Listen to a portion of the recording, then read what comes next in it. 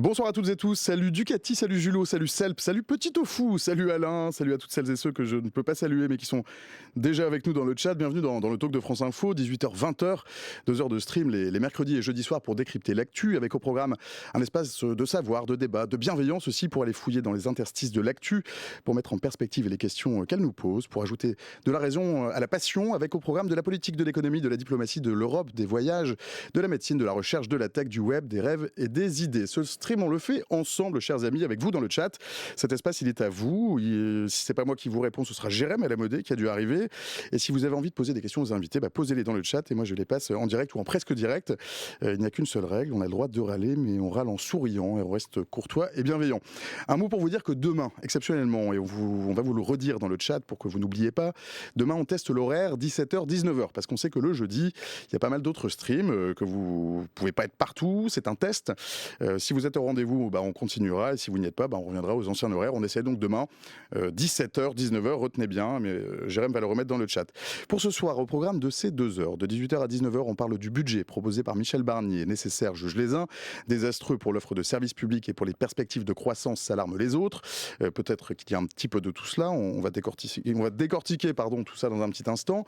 Tout ceci devant nous conduire jusqu'à 19h, heure à laquelle on ira relire Michel Foucault, et on ira faire un tour dans les prisons où l'on s'entasse, les prisons pour l'exemple, les prisons pour réparer la faute, les prisons aussi où on sort brisé, où l'on se radicalise, les prisons qui coûtent cher aussi, avec en creux une question, enfermer encore davantage, est-ce que cela a encore un sens en 2024? Et tout ceci alors que Bruno Retailleau, le ministre de l'Intérieur, appelle à construire de nouvelles prisons et critique la supposée inexécution des peines. Ce sera notamment avec la contrôleuse générale des prisons, Dominique Simoneau, et un ancien détenu qui viendra témoigner à visage couvert. Ce sera jusque 20h. Pour l'heure, il n'est jamais que 18h04 passé de 2 secondes ici à Paris. Il doit être à peu près la même heure à Fresnes, Fleury-Mérogis, c'est Draguignan, et déjà demain à Hanoï. Nous filons, cochés devant la quai derrière, avec une calculette et les clés de nos coffres nationaux pour aller jeter un œil au budget 2025 qui est arrivé il y a 1 heure sur le bureau des députés de la Commission des Finances. La Commission des Finances qui s'apprête aussi à devenir une commission d'enquête sur le dérapage des comptes publics. L'objectif étant de comprendre pourquoi il faut, d'un coup d'un seul, trouver 60 milliards d'euros en urgence, au risque, alerte certains, d'étrangler la croissance. Bonsoir, Louis-Samuel Pilser. Bonsoir. Louis-Samuel, tu es maître de conférence en économie à Sciences Po, haut fonctionnaire et contributeur à la Fondation Jean Jaurès. Et tu seras, je pense, tu vas représenter l'aile gauche de notre débat. À tes côtés, Audrey Vuettaz, journaliste à Public Sénat. Bonsoir. Salut Audrey, bonsoir. Et à tes côtés, William T. Salut William. Bonsoir. Toi, tu es président du think tank Le Millénaire. Tu vas représenter l'aile droite de nos échanges, je pense. Bonsoir à tous les trois.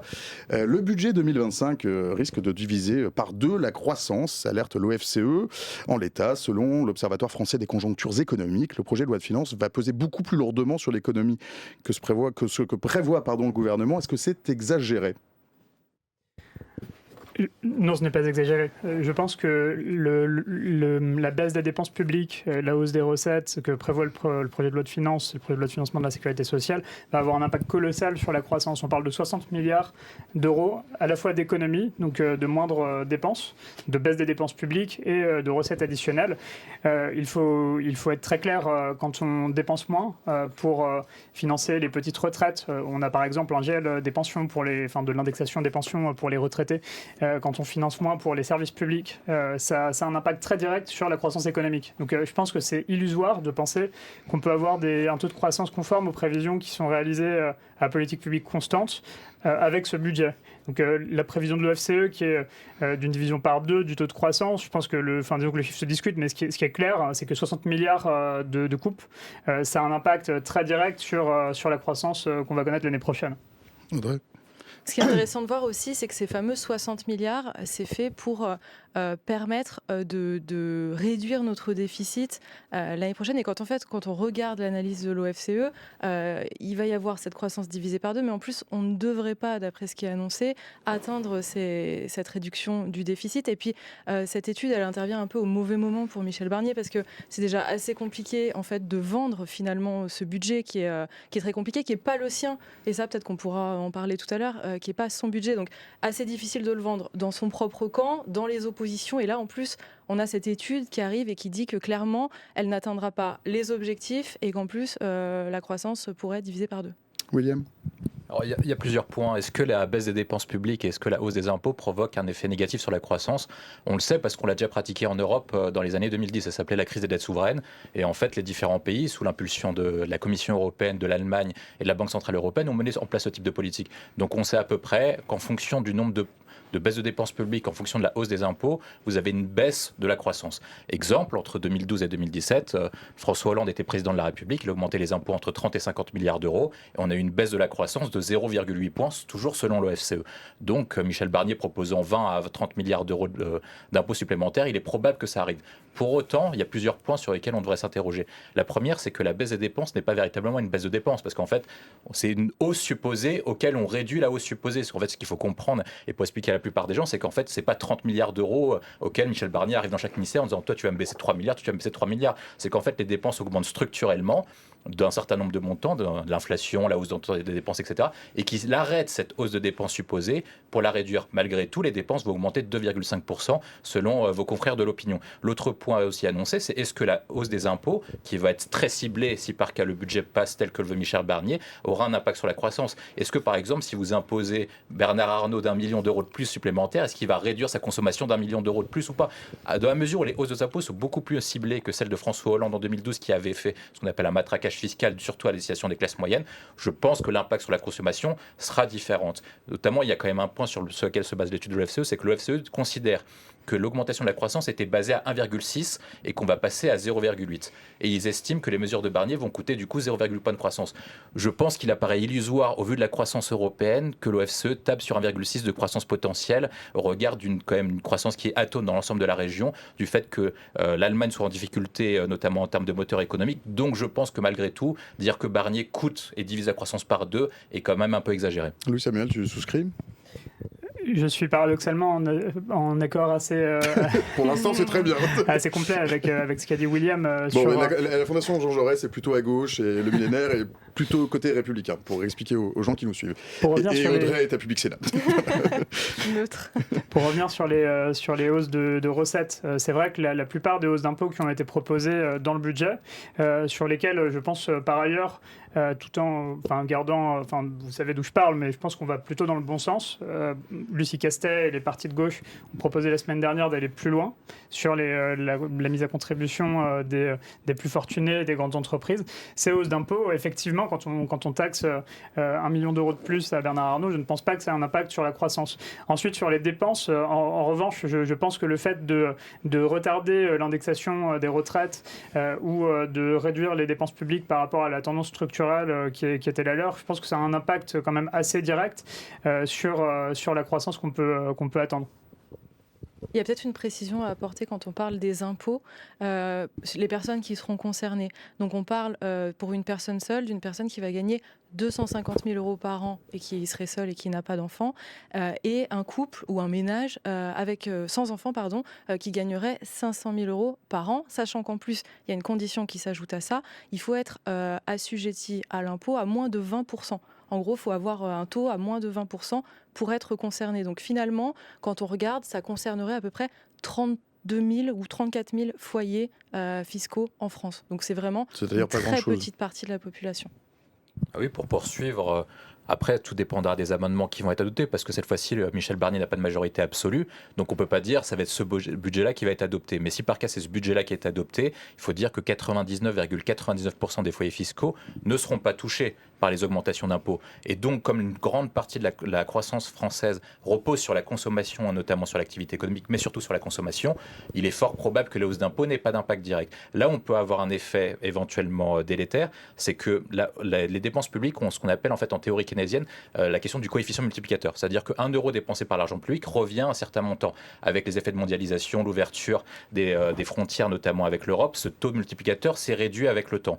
Si par cas, je prends un exemple, vous avez un effet auquel vous visez les petites retraites, il est fort probable que lorsque vous avez une petite retraite à 1 000 euros, vous dépensiez tout et vous mettez tout dans votre consommation. Si par cas, vous avez une retraite à 5 000, 6 000, il est probable que toute cette montant de retraite n'arrive pas sur la consommation. Donc en fait, c'est quand même compliqué, je pense, à ce stade, de voir quel va être l'impact sur la croissance. Est-ce qu'il sera négatif? C'est certain, ça va être le cas. Tous les budgets dits de rigueur ou d'austérité ont un impact sur la croissance. Par contre, dire que ça va être divisé par de la croissance, je pense que c'est beaucoup plus litigieux. Par contre, ensuite, après, la question, c'est pourquoi est-ce que Barnier faire ça. Parce que je pense qu'il y a beaucoup de gens qui se disent, mais Barnier fait ça, c'est un méchant type, il débarque et il est là pour couper les ponts de tout le monde et pour couper les caisses de tout le monde. En fait, il fait ça parce qu'il a que des mauvais choix.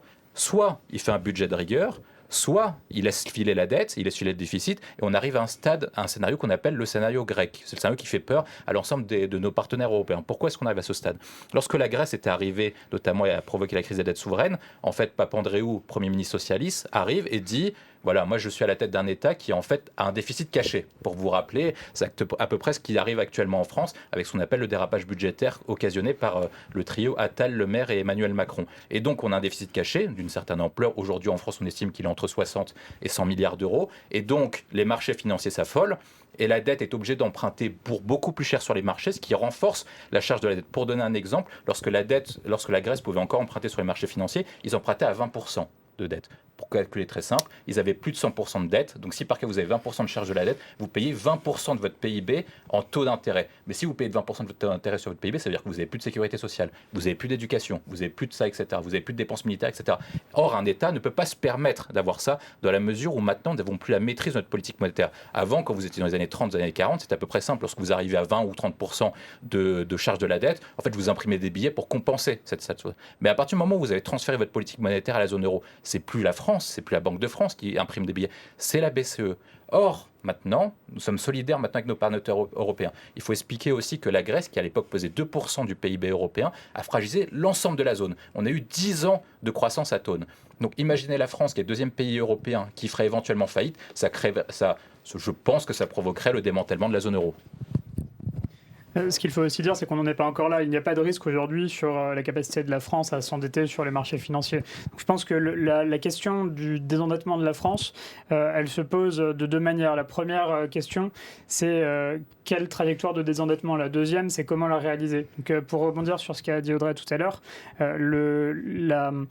la baisse des dépenses et l'éventuel choc fiscal qui pourrait résulter des amendements déposés par les oppositions, ça a un impact très direct sur la croissance et même sur les recettes. Donc en fait, y compris pour se désendetter, baisser les dépenses publiques, ce n'est pas la solution. Donc si on veut se désendetter, je pense qu'il faut avoir une approche moyen-long terme. Je pense que la première des priorités, c'est de renégocier les cibles de réduction de déficit avec la Commission européenne. Il faut qu'on ait jusqu'à 2032, par exemple, pour atteindre la cible des 3%. Donc ça me semble assez réaliste. Je pense que ça ne nuira pas à la confiance des marchés. En revanche, ça nous laissera le temps de relancer la croissance, puisqu'on est autour de 1% aujourd'hui. On est vraiment sur le principal problème en matière de déficit public, c'est quand même le taux de croissance, plus que les éventuelles dépenses qu'on n'aurait pas suffisamment comprimées. Je pense que la priorité, ça doit être de relancer la croissance et derrière de permettre de désendetter la France sur un plus long terme avec des nouvelles recettes. Donc on a parlé de la contribution exceptionnelle sur les hauts revenus qui a été proposée par Michel Barnier. Je pense que ça va dans le bon sens. Je pense qu'on pourrait faire plus, mais ça toucherait à des totems du quinquennat, du quinquennat et demi qui vient de s'écouler. Donc Michel Barnier n'ose pas le faire, mais je pense qu'on devrait remettre l'impôt sur la fortune, toucher à la succession. Il faudrait reprendre, donc ça a été fait de façon assez prudente par Michel Barnier, mais les politiques qui ont été menées par Macron sur l'apprentissage, y compris sur les dividendes, donc notamment la flat tax sur laquelle on pourrait revenir. Donc il y a une série de propositions qui, je pense, n'auront aucun impact sur la croissance, permettraient d'apporter des recettes additionnelles et permettraient d'avoir un moindre choc sur les dépenses publiques. Oui, mais il y a quand même un paramètre à ce que vous dites, c'est que la négociation de ce qu'on appelle le PS, le pacte de stabilité de croissance, en fait, c'est là où il faut atteindre 3% de déficit. Et 3% de déficit, c'est que lorsqu'on est rentré dans la zone euro après le traité de Maastricht, on s'est mis d'accord avec nos partenaires européens pour dire qu'on avait ensemble des critères de convergence de dette et de déficit. Donc c'est 60% du dette par rapport au PIB et c'est 3% de déficit. Mais en fait, les critères européens, on les a déjà négociés. En 2012, lorsque François Hollande arrive, il est élu président de la République, il va voir Angela Merkel, il dit le traité Merkozy, à l'époque signé par Nicolas Sarkozy et par Angela Merkel, j'en veux pas, donc je veux renégocier. Et donc, il a fait ce que vous dites, en fait, il a rallongé les délais et finalement, on n'a toujours pas atteint les 3% de déficit, ou encore moins, on a atteint ce qu'on appelle le zéro solde de déficit structurel. Et si par cas vous regardez ces 10 dernières années, la France n'a atteint ses objectifs de 3% de déficit que 2 fois, je crois, les 10 dernières années. Deux années consécutives, sous Emmanuel Macron au début du quinquennat précédent. Et depuis 1974, la France n'a pas présenté une seule fois un budget à l'équilibre. Et pour autant, on a appliqué à peu près ce que vous recommandez continuellement. Ça veut dire que depuis 1974, donc l'arrivée au pouvoir de Valéry Giscard d'Estaing, la hausse des dépenses publiques a été continue. On est passé de 33% de dépenses par rapport au PIB à actuellement quasiment 58% maintenant. Le taux de prélèvement obligatoire a explosé et finalement, ça n'a pas empêché l'augmentation des déficits, l'apparition du chômage de masse et l'appauvrissement des Français. Il faut quand même rappeler, moi je cite souvent ce chiffre, en 1980, un Français gagnait autant qu'un Américain, un Allemand, soit environ $12,000 par tête. Aujourd'hui, un Français gagne 44 000, 46 000 $ par tête, un Allemand gagne à peu près 56 000 $ et un Américain gagne 80 000 $. Donc au final, les recettes qu'on a appliquées là nous ont conduit dans cette situation qui est celle d'une dépense publique élevée, un taux de prélèvement obligatoire, donc d'impôts et de taxes qui est faramineux, d'une dette publique qui est quasiment irremboursable à l'heure actuelle et qui nous cause aujourd'hui dans cette situation. Donc je ne sais pas s'il faut peut-être changer de logique pour provoquer des résultats qui sont différents. Il y a Alain dans le chat qui dit salut Alain, bienvenue chez toi, qui dit pour se désendetter, il faut arrêter de vivre au-dessus de ses moyens. Est-ce qu'on vit au-dessus de nos moyens ? Allez-y, messieurs. Je pense que la France n'est pas un pays qui dépense trop, mais un pays qui ne gagne pas assez. Enfin, à mon sens, le problème se pose beaucoup plus côté recettes. Et il faut aussi le dire, je pense qu'on pourra en parler, élaborer là-dessus dans une deuxième partie de l'échange. Mais, on a 1 heure pour le faire. Le problème de dérapage des déficits publics, premièrement, c'est le bilan d'Emmanuel Macron et du trio Macron, Attal, Le Maire que William a mentionné, mais il faut aussi dire que c'est le résultat de 60 milliards d'euros de baisse d'impôts. Donc en fait, le problème des déficits aujourd'hui, c'est un problème qui est lié au prélèvement obligatoire plus qu'à un dérapage des dépenses. Donc la capacité de la France à renégocier avec Bruxelles, c'est une question. Je pense que ce qui agace le plus Bruxelles, ce sont les prévisions complètement irréalistes qu'on ne tient jamais. Donc je pense que le fait d'avoir une trajectoire fiable sur laquelle la France s'engage et qui est derrière suivie, à mon sens, ça irait beaucoup plus dans le sens de la logique européenne, d'intégration monétaire, etc., que le fait de faire des prévisions irréalistes qui tablent sur 3% de déficit très tôt et qui sont finalement intenables parce que les baisses de dépenses occasionnent des moindres recettes, etc. Enfin, je pense qu'il faut aussi rappeler que le Haut Conseil des finances publiques, qui rend un avis chaque année sur les propositions du gouvernement en matière de budget, estime également que les prévisions de croissance et les prévisions de recettes sont complètement irréalistes. C'est-à-dire que la baisse des dépenses publiques, ça a un impact sur les recettes qui se traduira par un moindre désendettement. Et je pense que le fait d'avoir une trajectoire crédible, réaliste et qui préserve la croissance, c'est à mon sens dans l'intérêt collectif, y compris à Bruxelles. Mais c'est ça qui est intéressant, ça a été mis au jour l'année dernière quand on a analysé le budget pour 2024. En fait, moi je l'ai suivi au Sénat et les sénateurs, notamment sur les bancs des Républicains, disaient mais en fait vos prévisions sont complètement irréalistes. On n'arrive pas à voir comment, avec les prévisions que vous donnez, c'est beaucoup trop optimiste, comment on peut arriver à retourner à un déficit à 3% du PIB en 2027. C'est demain, 2027. Donc il y avait déjà des alertes en disant là vraiment on ne voit pas comment, avec vos prévisions, vous arrivez à ces chiffres-là. Peut-être trop optimiste, ce qui fait que là, il y a peut-être un point qu'il faut souligner, c'est qu'en fait, on a un dérapage des dépenses alors qu'on n'a pas subi de crise majeure cette année. Quand on entend les politiques, ils disent tous oui, mais vous parliez du quoi qu'il en coûte, il y a eu le Covid, il y a eu la guerre en Ukraine, sauf que cette année, en fait, il n'y avait pas de crise majeure et il y a quand même eu un dérapage incontrôlé. Donc ça, vraiment, c'est un petit peu ce qui hérisse dans les différentes commissions, notamment au Parlement. Et c'est la raison pour laquelle, au Sénat, il y a une mission d'information qui a eu lieu tout au long de cette année et qui a mis au jour des infos, on pourra peut-être en parler tout à l'heure, qui se relance. Et à l'Assemblée nationale, il y a une commission d'enquête aussi qui se relance parce qu'en fait, on ne comprend pas pourquoi il y a eu ce dérapage alors qu'on n'a pas eu de crise Covid ou les effets qu'on a pu avoir de la guerre en Ukraine les précédentes années. C'est ce que dit Alain, on se charge des excuses à chaque fois. La guerre en Ukraine, finalement, ce n'est pas tant notre problème. Bon, c'est un peu notre problème quand même, mais c'est vrai qu'on se charge. Ça a été notre problème les années précédentes. Il y a eu des boucliers qui ont été mis en place, mais c'est vrai que cette année, c'est un petit peu incompréhensible. Qui veut, pardon, excusez-moi. Sur le point qui est posé à la fois sur la commission d'enquête et sur est-ce que l'État vit au-dessus de ses moyens. En fait, pour résumer, depuis 1974, l'État dépense plus qu'il n'obtient de recettes. C'est-à-dire que pas une seule fois on a déposé un budget en équilibre. Un budget en équilibre, c'est à peu près simple. C'est-à-dire que vous déposez un budget avec autant de dépenses que autant de recettes. Donc nous, c'est pas le cas.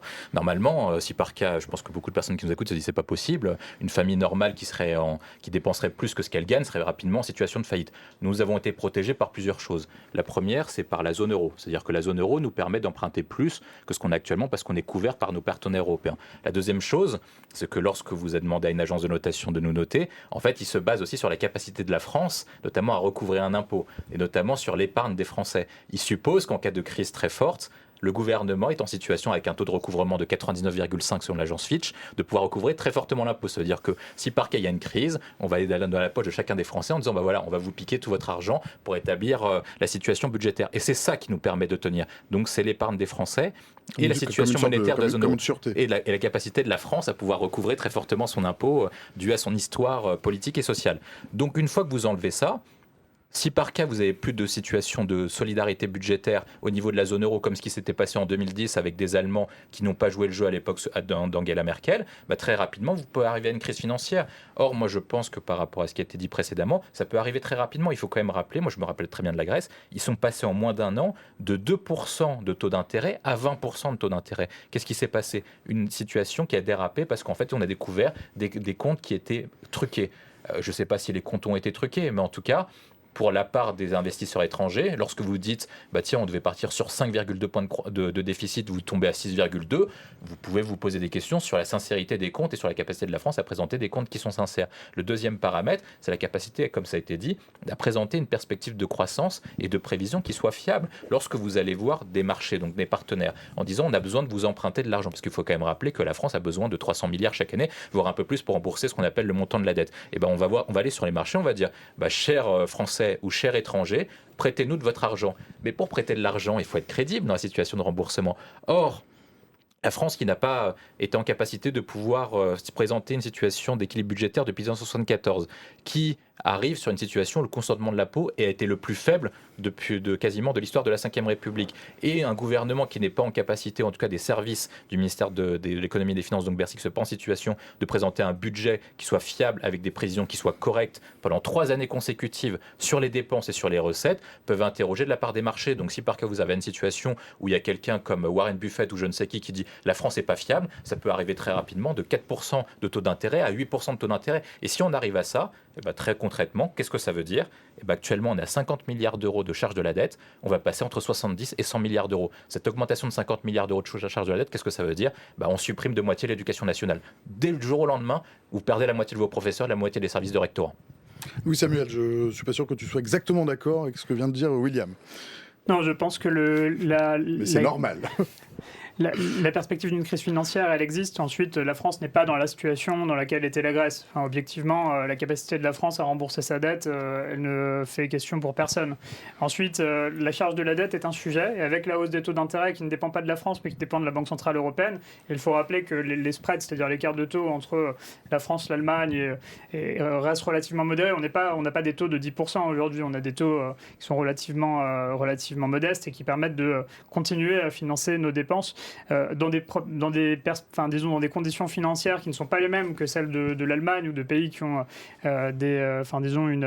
une capacité à avoir des budgets à l'équilibre et une meilleure crédibilité que nous sur les marchés financiers. Mais disons que on n'est pas dans une situation où la charge de la dette explose à cause de taux d'intérêt liés à l'incapacité de la France, en tout cas le manque de crédibilité de la France vis-à-vis des investisseurs internationaux. Donc je pense que la perspective d'une crise financière à court terme, elle n'est pas sur la table. C'est-à-dire que la perspective d'un défaut de la France aujourd'hui, ce n'est pas le risque principal. Ensuite, la charge de la dette, c'est un problème important. Et plus on s'endette, en effet, plus le remboursement des emprunts et des intérêts associés à ces emprunts représente une part importante de nos dépenses publiques. Donc je pense qu'il faut effectivement une trajectoire des endettements, mais cette trajectoire, aujourd'hui, il faut le dire, les services publics, ils sont à l'os. Donc objectivement, je vois mal dans quoi on pourrait couper pour arriver aux 40 milliards d'euros de moindres dépenses qu'a proposé Michel Barnier. Ça correspond quand même. Mais Il y a quand même un point qui est posé. Moi, je suis d'accord avec vous. Et on a vu que les services publics étaient en difficulté, avec notamment la crise des Gilets jaunes et la crise des agriculteurs qui montrent une crise et des affections du monde de la France périphérique et du monde rural. Pour autant, il y a quand même quelque chose qui interpelle. Ça veut dire que jamais la France n'a autant dépensé de son histoire, si c'est vrai actuellement. C'est-à-dire qu'on n'a jamais autant dépensé en termes de valeur absolue et en termes de part de notre richesse, donc 58 points de notre part de richesse à peu près chaque année. Pour autant, on n'a jamais recruté autant de fonctionnaires, il n'y a jamais eu autant de fonctionnaires qu'actuellement. C'est-à-dire que depuis 1980, le nombre de fonctionnaires a augmenté de 43% en France, alors que le nombre de populations a augmenté de 18%.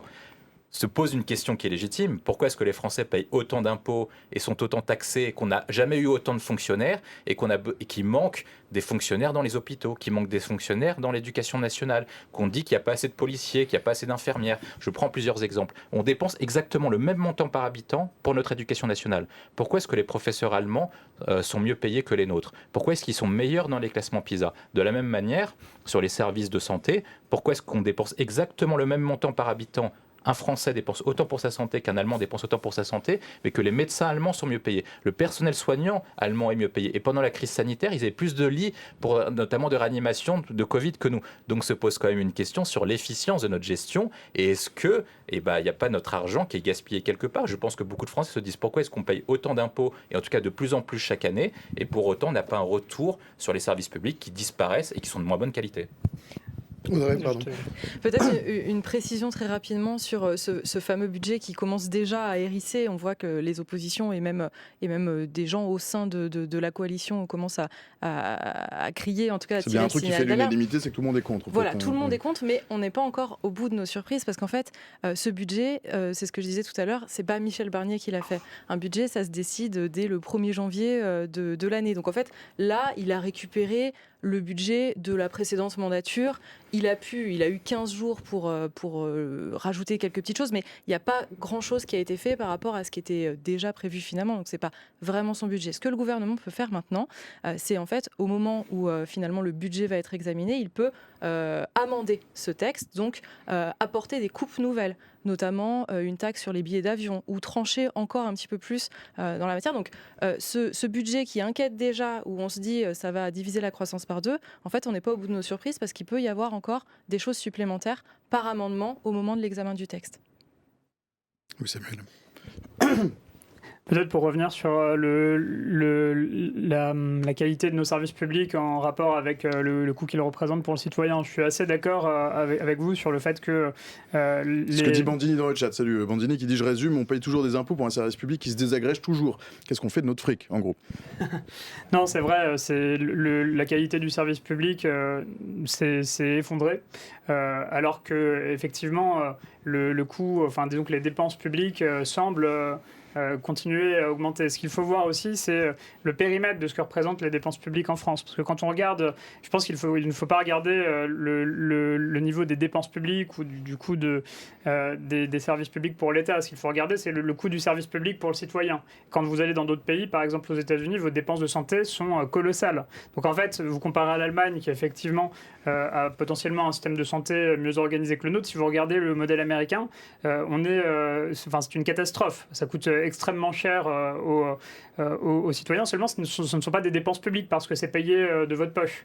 Donc je pense que le fait que ces coûts soient portés par l'État et pas par des assurances privées financées par le contribuable aussi, enfin le contribuable au sens le citoyen, je pense que c'est du pareil au même. Mais le système français est relativement plus efficient que d'autres modèles internationaux. Ensuite, si vous identifiez des pistes pour améliorer l'efficience à coût constant, la qualité du service public rendu aux étudiants, aux élèves, dans l'éducation, dans la santé, je pense que c'est bienvenu. Mais ça fait des années que les gouvernements successifs essaient et ils n'y arrivent pas. Donc je suis de plus en plus sceptique sur notre capacité. Mais il y a une différence, par exemple. Moi, je ne dis pas que le modèle américain est meilleur que le nôtre, mais ils ont fait un choix de modèle qui est différent. Je vais illuster par quelques chiffres. Avant la crise financière de 2008, un Américain gagne à peu près autant qu'un Européen. On avait à peu près le même PIB. Maintenant, si vous gardez le salaire moyen d'un Français, c'est 1 850 €. Le salaire moyen d'un Américain, c'est 5 000 $. Donc forcément, vous pouvez vous permettre plus de dépenses en termes de santé, etc., parce que vous gagnez beaucoup plus. Je ne sais pas si les gens dans le chat ou ici, des gens sont partis aux États-Unis, mais actuellement, quand vous partez à New York, vous êtes quelqu'un de pauvre. Il faut quand même rappeler que lorsque un Américain vient ici, notamment c'était le cas pour les concerts de Taylor Swift, il venait en Europe parce qu'ils considèrent que c'est un pays déclassé. Donc c'est beaucoup moins cher pour eux en termes de dépenses. C'est-à-dire qu'en gros, ils ont plus de loisirs, etc., comme ce que faisait un Européen lorsqu'il partait dans des destinations beaucoup plus exotiques, en se disant qu'avec grâce au pouvoir d'achat, grâce au taux de change, eh ben, on pouvait avoir des vacances et des loisirs qui étaient beaucoup plus importants. Sur la question, je pense, du service public, il y a quand même une question qui est posée. C'est notamment, je pense, aux déclarations du président de la République à l'époque qui avait fait scandale. Emmanuel Macron, je ne sais pas si l'enregistrement avait été spontané ou pas, avait dit on dépense à pognon de dingue et les gens sont toujours de plus en plus pauvres. Il y a quand même une situation qui doit être remarquée. Oui, il est permis de penser que c'était un peu à dessein. C'était un peu à dessein, je pense. Je pense aussi comme vous. Lorsqu'on compare, le général de Gaulle, en 1965, à peu près 10 à 10-15% de dépenses sociales par rapport au PIB. Nous, actuellement, on a 33% de PIB. C'est-à-dire qu'on a multiplié par 3 le niveau de dépenses sociales. Pour autant, il y a quand même des chiffres qui sont alarmants. On dépense de plus en plus d'argent pour aider et pour contribuer à la solidarité nationale, mais il y a 10 millions de pauvres. Il y a à peu près 10% de la population qui n'arrive pas à manger 2 à 3 fois par jour. Et en plus, on demande à Bernard Arnault et aux autres fortunes de contribuer au Resto du Cœur pour donc contribuer à la solidarité nationale. Donc il y a quand même un point où je pense que beaucoup de gens se posent des questions en se disant peut-être que cette fois-ci, plutôt que de faire les remèdes qu'on a à contribuer dernièrement en augmentant continuellement les impôts, en augmentant continuellement les dépenses publiques, peut-être qu'on doit faire des chemins qui sont différents. Si par cas, je reviens sur ma donnée qui est le PIB par habitant, qui pour moi est le meilleur indicateur parce que ça permet de voir à quel point les gens sont riches. En 1980, on avait à peu près le même PIB. En 2005, on avait à peu près le même PIB entre l'Europe et les États-Unis. Aujourd'hui, on applique à peu près les mêmes remèdes et donc on peut voir la différence entre les Allemands et les États-Unis. Quand on regarde les PIB qui ont le plus augmenté, donc par tête, les gens qui sont le plus enrichis, c'est ceux qui ont la part de l'État qui est la moins importante. Les États-Unis ont ceux qui ont l'État qui se retire le plus, notamment qui est moins investi dans le marché. Mais c'est eux qui sont les plus riches, avec un salaire moyen de 5 000 à 6 000 euros par personne. Il faut quand même comprendre que quelqu'un qui est employé de bureau aux États-Unis peut gagner 5 000 $. Ce qui est énorme quand même pour quelqu'un en situation moyenne. Si la France était un État américain, ce serait le 48e État le plus riche derrière l'Arkansas. Donc il y a quand même des questions qui se posent. Les Allemands sont plus riches que nous parce que la part de l'État allemand est beaucoup moins importante. Donc je pense qu'au-delà du choix de Barnier, se pose quand même le choix du modèle. Et je pense que pour cette fois-ci, on voit bien notamment que les Français, à la différence de Hollande en 2012 ou de Sarkozy en 2011, font confiance à Barnier pour redresser les comptes publics parce qu'ils savent peut-être que c'est la seule solution pour enfin sortir la France de ce qu'on appelle le mal français. Une question dans le chat, alors sur un thème qui est voisin, on aurait peut-être pu commencer par ça, c'est vrai. Donc c'est AFX qui la pose, salut AFX, qui dit j'ai une question. Ah, le chat bouge, quelle horreur. Attendez, pardon. J'ai une petite question qui est certainement bête. Non, elle n'est pas bête. Posez toutes vos questions. Elles sont jamais bêtes, vos questions. Le gouvernement a engagé sa responsabilité par 49.3 sur le budget de l'année dernière. Pourquoi ils ne sont pas fait taper, mais le chat bouge, sur le doigt, vu le dérapage? Bon, alors, je réponds immédiatement, parce que c'était déjà un autre gouvernement. Ça me permet peut-être d'avancer, puisque les membres de la commission des finances vont enfiler le costume de commission d'enquête, il me semble, qui sera chargé de comprendre comment les comptes publics se sont dégradés. Pour son président, l'insoumis Éric Coquerel, il s'agit de savoir si le gouvernement précédent s'est rendu coupable de cécité ou d'insincérité. On parle de ça, de cécité ou d'insincérité? Je veux bien commencer parce qu'il y a déjà eu une mission d'information au Sénat et le rapporteur parlait carrément peut-être d'une affaire d'État. Parce qu'en fait, ils ont appris en allant chercher des documents directement à Bercy. Ils ont dû aller les chercher. Hein, ils ont dû aller les chercher parce qu'en fait, ils les demandaient depuis des mois. Et ça se passe comme ça depuis plusieurs mois. En fait. À chaque fois qu'ils demandent les documents, ça met du temps à arriver et au final, ils se retrouvent mis devant le fait accompli.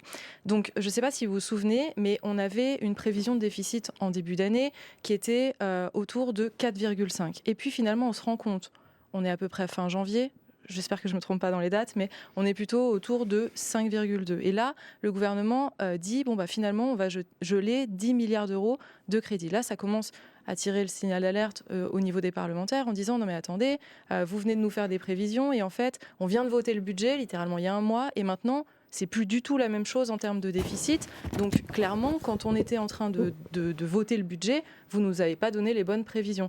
Et c'est peut-être aussi la raison pour laquelle il y a pas eu, finalement, le gouvernement n'est pas tombé au moment du budget, c'est parce qu'il n'y avait peut-être pas le bon niveau d'information chez les parlementaires. Ça, c'est un premier point. Et ensuite, le second point, c'est qu'au moment où on se rend compte que le déficit sera plus important que prévu, beaucoup de parlementaires demandent un projet de loi rectificatif. C'est-à-dire qu'en gros, ce budget qu'on a voté à la fin de l'année, il faut le reprendre parce qu'on n'était pas sur les bons indicateurs, donc il faut refaire les choses. Et le gouvernement refuse. Et refuse pendant de très longs mois. Les parlementaires l'ont vraiment demandé. Et en fait, c'est la raison pour laquelle beaucoup de parlementaires disent il y a eu insincérité, et en plus, vous ne nous avez pas donné la possibilité de modifier les choses.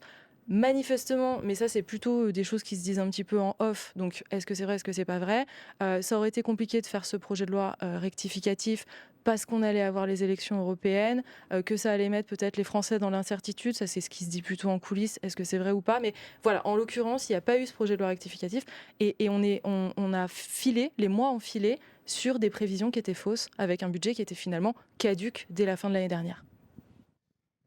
Je suis parfaitement d'accord avec ce qui a été dit. En fait, les informations qu'on a à ce stade sont doubles. On sait à peu près d'où viennent les dérapages financiers.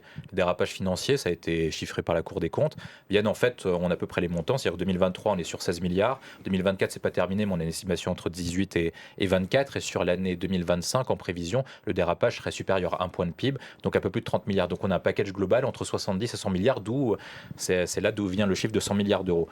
Ce qu'explique la Cour des comptes, c'est qu'en fait, on a eu un décalage, notamment sur le fait qu'on ait de moindres recettes, notamment du fait qu'on a eu une baisse de l'activité économique. C'est-à-dire que le fait qu'on ait moins d'activité économique fait que les gens consomment moins, fait que les entreprises enregistrent moins de chiffre d'affaires et donc payent moins d'impôts. Et c'est ça qui a conduit notamment à une baisse et une érosion de notre base fiscale et donc des rentrées d'argent dans les caisses de l'État. Le deuxième point, c'est qu'il y a eu un dérapage des dépenses, avec des dépenses qui n'ont pas été maîtrisées ou mal calculées par Bercy.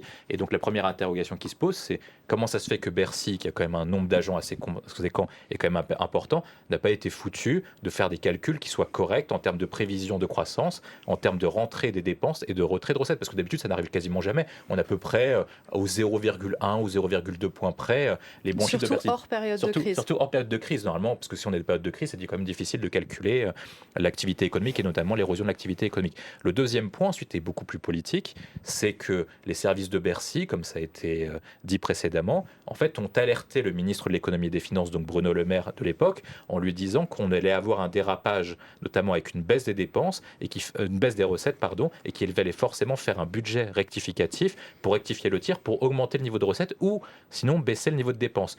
Apparemment, ce que sous-entend Bruno Le Maire dans le message qu'il envoie à vos confrères, c'est qu'il dit je veux bien être convoqué par la commission d'enquête et la vérité éclatera. Ce qu'il dit à peu près, c'est que Bruno Le Maire a alerté les plus hauts services de l'État, donc Matignon et le président de la République, Emmanuel Macron, en disant qu'il fallait faire un projet de loi de finances rectificatif. Le problème, c'est qu'à l'époque, c'était avant les élections européennes, et surtout, la droite, qui n'était pas encore alliée au président de la République et à Renaissance, menaçait de faire adopter ce qu'on appelle une motion de censure. Or, dans les décomptes qui étaient à peu près faits en coulisses, c'est que un dépôt de la motion de censure de la droite associé à l'époque, ce qu'on appelait la NUPES et donc le Rassemblement national, faisait chuter le gouvernement avant les élections européennes. C'est cette peur-là qui aurait conduit Gabriel Attal et Emmanuel Macron à reculer, de peur qu'un renversement et la chute d'un gouvernement leur cause une défaite aux élections européennes. Et je pense que l'idée de Bruno Le Maire, lorsqu'il met ce message, c'est de dire en gros, vous avez refusé d'adopter une loi de finances rectificative pour éviter de perdre les élections européennes. Au final, vous avez un dérapage financier et en plus, vous avez perdu les élections européennes. Louis Samuel. Oui, c'est assez scandaleux quand on y pense. Donc peut-être pour revenir sur ce que vous avez dit, il y a deux éléments dans la mauvaise prévision des recettes fiscales sur cette année et les années qui ont précédé. La première, c'est la prévision de croissance. Donc comment un État comme la France peut avoir de tels écarts sur la prévision de la conjoncture, ça interroge. Mais ensuite, on peut comprendre, ça dépend d'un certain nombre de facteurs, dont certains ne dépendent pas sont difficiles à anticiper pour les instituts de prévision. Donc à la limite, pourquoi pas. Le deuxième point, c'est ce qu'on appelle, désolé de rentrer un peu dans la technique, mais l'élasticité des recettes par rapport au PIB. Donc en fait, en fonction de la croissance, il y a une prévision de la trajectoire des recettes. Et en fait, le gouvernement, les services de l'État ont été trop ambitieux sur la part de la croissance de ces 2 années qui se traduisait en des recettes additionnelles, donc notamment sur l'impôt sur les sociétés, sur également le rebond rebond du marché immobilier, dont la dynamique a été surestimée. Donc un certain nombre de facteurs qui sont complètement incompréhensibles pour un État comme la France. Enfin, comment on peut avoir de tels écarts dans nos prévisions de recettes fiscales. Le point qui interroge le plus, c'est aussi la séquence. Enfin, on a tous vu le mois de septembre où chaque semaine on découvrait 10 milliards d'euros de dépenses ou de recettes. Enfin, le déficit ne peut pas varier de 10 milliards en une semaine, c'est pas possible. Donc il y a un timing et une séquence de communication qui interroge. Et donc ce serait extrêmement intéressant, effectivement, d'auditionner Bruno Le Maire en commission d'enquête pour qu'il dise sous serment ce qui s'est passé et pour savoir si c'est de l'incompétence ou de l'insincérité. Enfin, je pense que c'est l'un ou l'autre et les travaux qui seront menés par la commission des finances de l'Assemblée permettront, j'espère, de le démontrer. Ensuite, peut-être pour revenir sur un point qui a été abordé un peu plus tôt dans notre échange sur le décrochage de la France par rapport aux États-Unis. Parce que c'est un débat qui, je pense, est assez intéressant, puisque ce que vous recommandez, si j'ai bien compris le fond de votre pensée, c'est une réduction de la voilure, une réduction du poids de l'État et du secteur public afin de booster l'activité et d'anticiper un rebond de l'activité économique, un rattrapage par rapport aux États-Unis et à nos partenaires, y compris européens. Je pense que ça ne marche pas comme ça. Enfin, c'est-à-dire que si la France a décroché par rapport aux États-Unis, ce n'est pas une raison pour adopter un train de vie de pays du tiers-monde. Enfin, je pense qu'au contraire, si on veut rattraper et retrouver notre place de grande puissance, y compris économique, c'est au contraire par un État fort, dirigiste et également des dépenses publiques qui permettent de relancer la croissance, la consommation, etc., qu'on y arrivera. Ce n'est pas en réduisant la voilure et en coupant dans les dépenses publiques et dans des dépenses publiques qui permettent à nos commerces, à nos industries de vivre. Il ne s'agit pas de réduire la voilure de l'État, c'est juste de se dire que l'État fait mal ses missions et qu'on devrait comprendre les grandes mutations mondiales. C'est-à-dire qu'actuellement, en fait, on est en train de proposer les mêmes remèdes que proposaient François Mitterrand et Jacques Chirac dans les années 80, alors qu'on avait déjà 10 ans de retard sur la situation actuelle.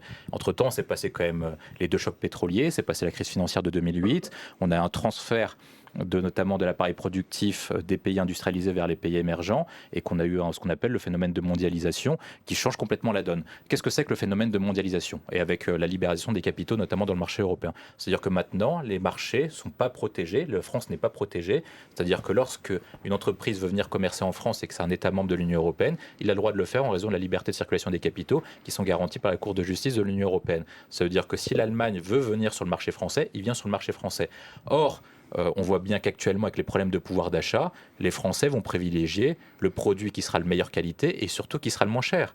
Or, si la France n'est pas compétitive, elle ne sera pas en capacité de produire des produits moins chers. On le voit bien avec la situation avec Doliprane, qu'on n'a pas réussi à garder parce que Sanofi considère que ce n'est pas rentable de pouvoir le garder en raison des principes que vous évoquez, une économie administrée auquel on fixe le tarif du médicament. On considère que c'est comme ça que ça va fonctionner et que Sanofi, qui son objectif est de gagner de l'argent, a préféré vendre une entreprise qui était considérée comme rentable avec un produit qui marchait partout dans le monde. Donc comment on fait pour pouvoir augmenté ce qu'on appelle le PIB par habitant? Le premier, c'est ce que Emmanuel Macron n'a pas souhaité faire alors qu'il avait toutes les majorités pour le faire, c'est ce qu'on appelle des réformes structurelles. Lorsque Gerhard Schröder arrive en Allemagne, il met en place des réformes structurelles qui permettent d'augmenter la richesse produite par habitant. Pour augmenter la richesse par habitant, il faut augmenter la productivité, il faut augmenter l'activité économique. Pour augmenter l'activité économique, les gens sont assez rationnels, ils vont dans un pays qui est attractif fiscalement. Et on voit bien que lorsqu'Emmanuel Macron a baissé la fiscalité, la France est passée de Cuba sans le soleil, comme on l'appelait sous François Hollande et comme il l'avait appelé lui-même, à finalement le champion européen de l'attractivité en France. Donc grâce à ce type de politique, grâce à la baisse de fiscalité, les entreprises ont délaissé le Royaume-Uni pour venir en France. Et c'est avec des entreprises... Je suis pas sûr qu'on vous mettra d'accord, messieurs. Hein. Oui, justement, c'est pour ça que je termine dessus. C'est parce que les entreprises investissent, c'est parce que ça a créé 45 000 emplois en 2023 et que ça a permis l'implantation de 533 usines qu'on veut augmenter la richesse, parce que c'est les entreprises qui produisent de la richesse et pas l'État. Allez, Louis Samuel qui fulmine à mes côtés.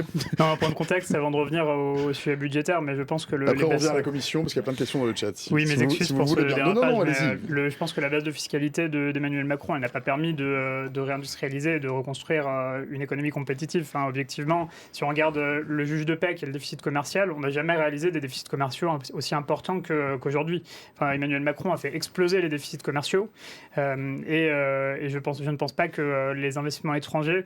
Et en effet, la France est attractive pour des fonds américains qui veulent racheter des producteurs de médicaments ou de Doliprane, puisque vous citez cet exemple.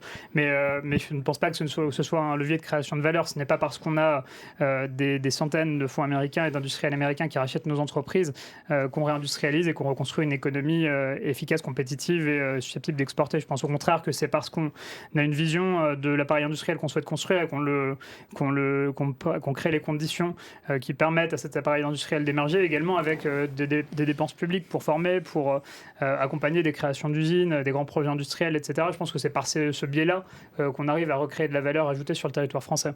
Et derrière, pour revenir sur le sujet d'aujourd'hui, qu'on pourra réduire les déficits commerciaux et donc publics. Parce que le déficit public et l'endettement de la France, il faut aussi rappeler que c'est surtout la conséquence des déficits commerciaux qu'on réalise depuis des années.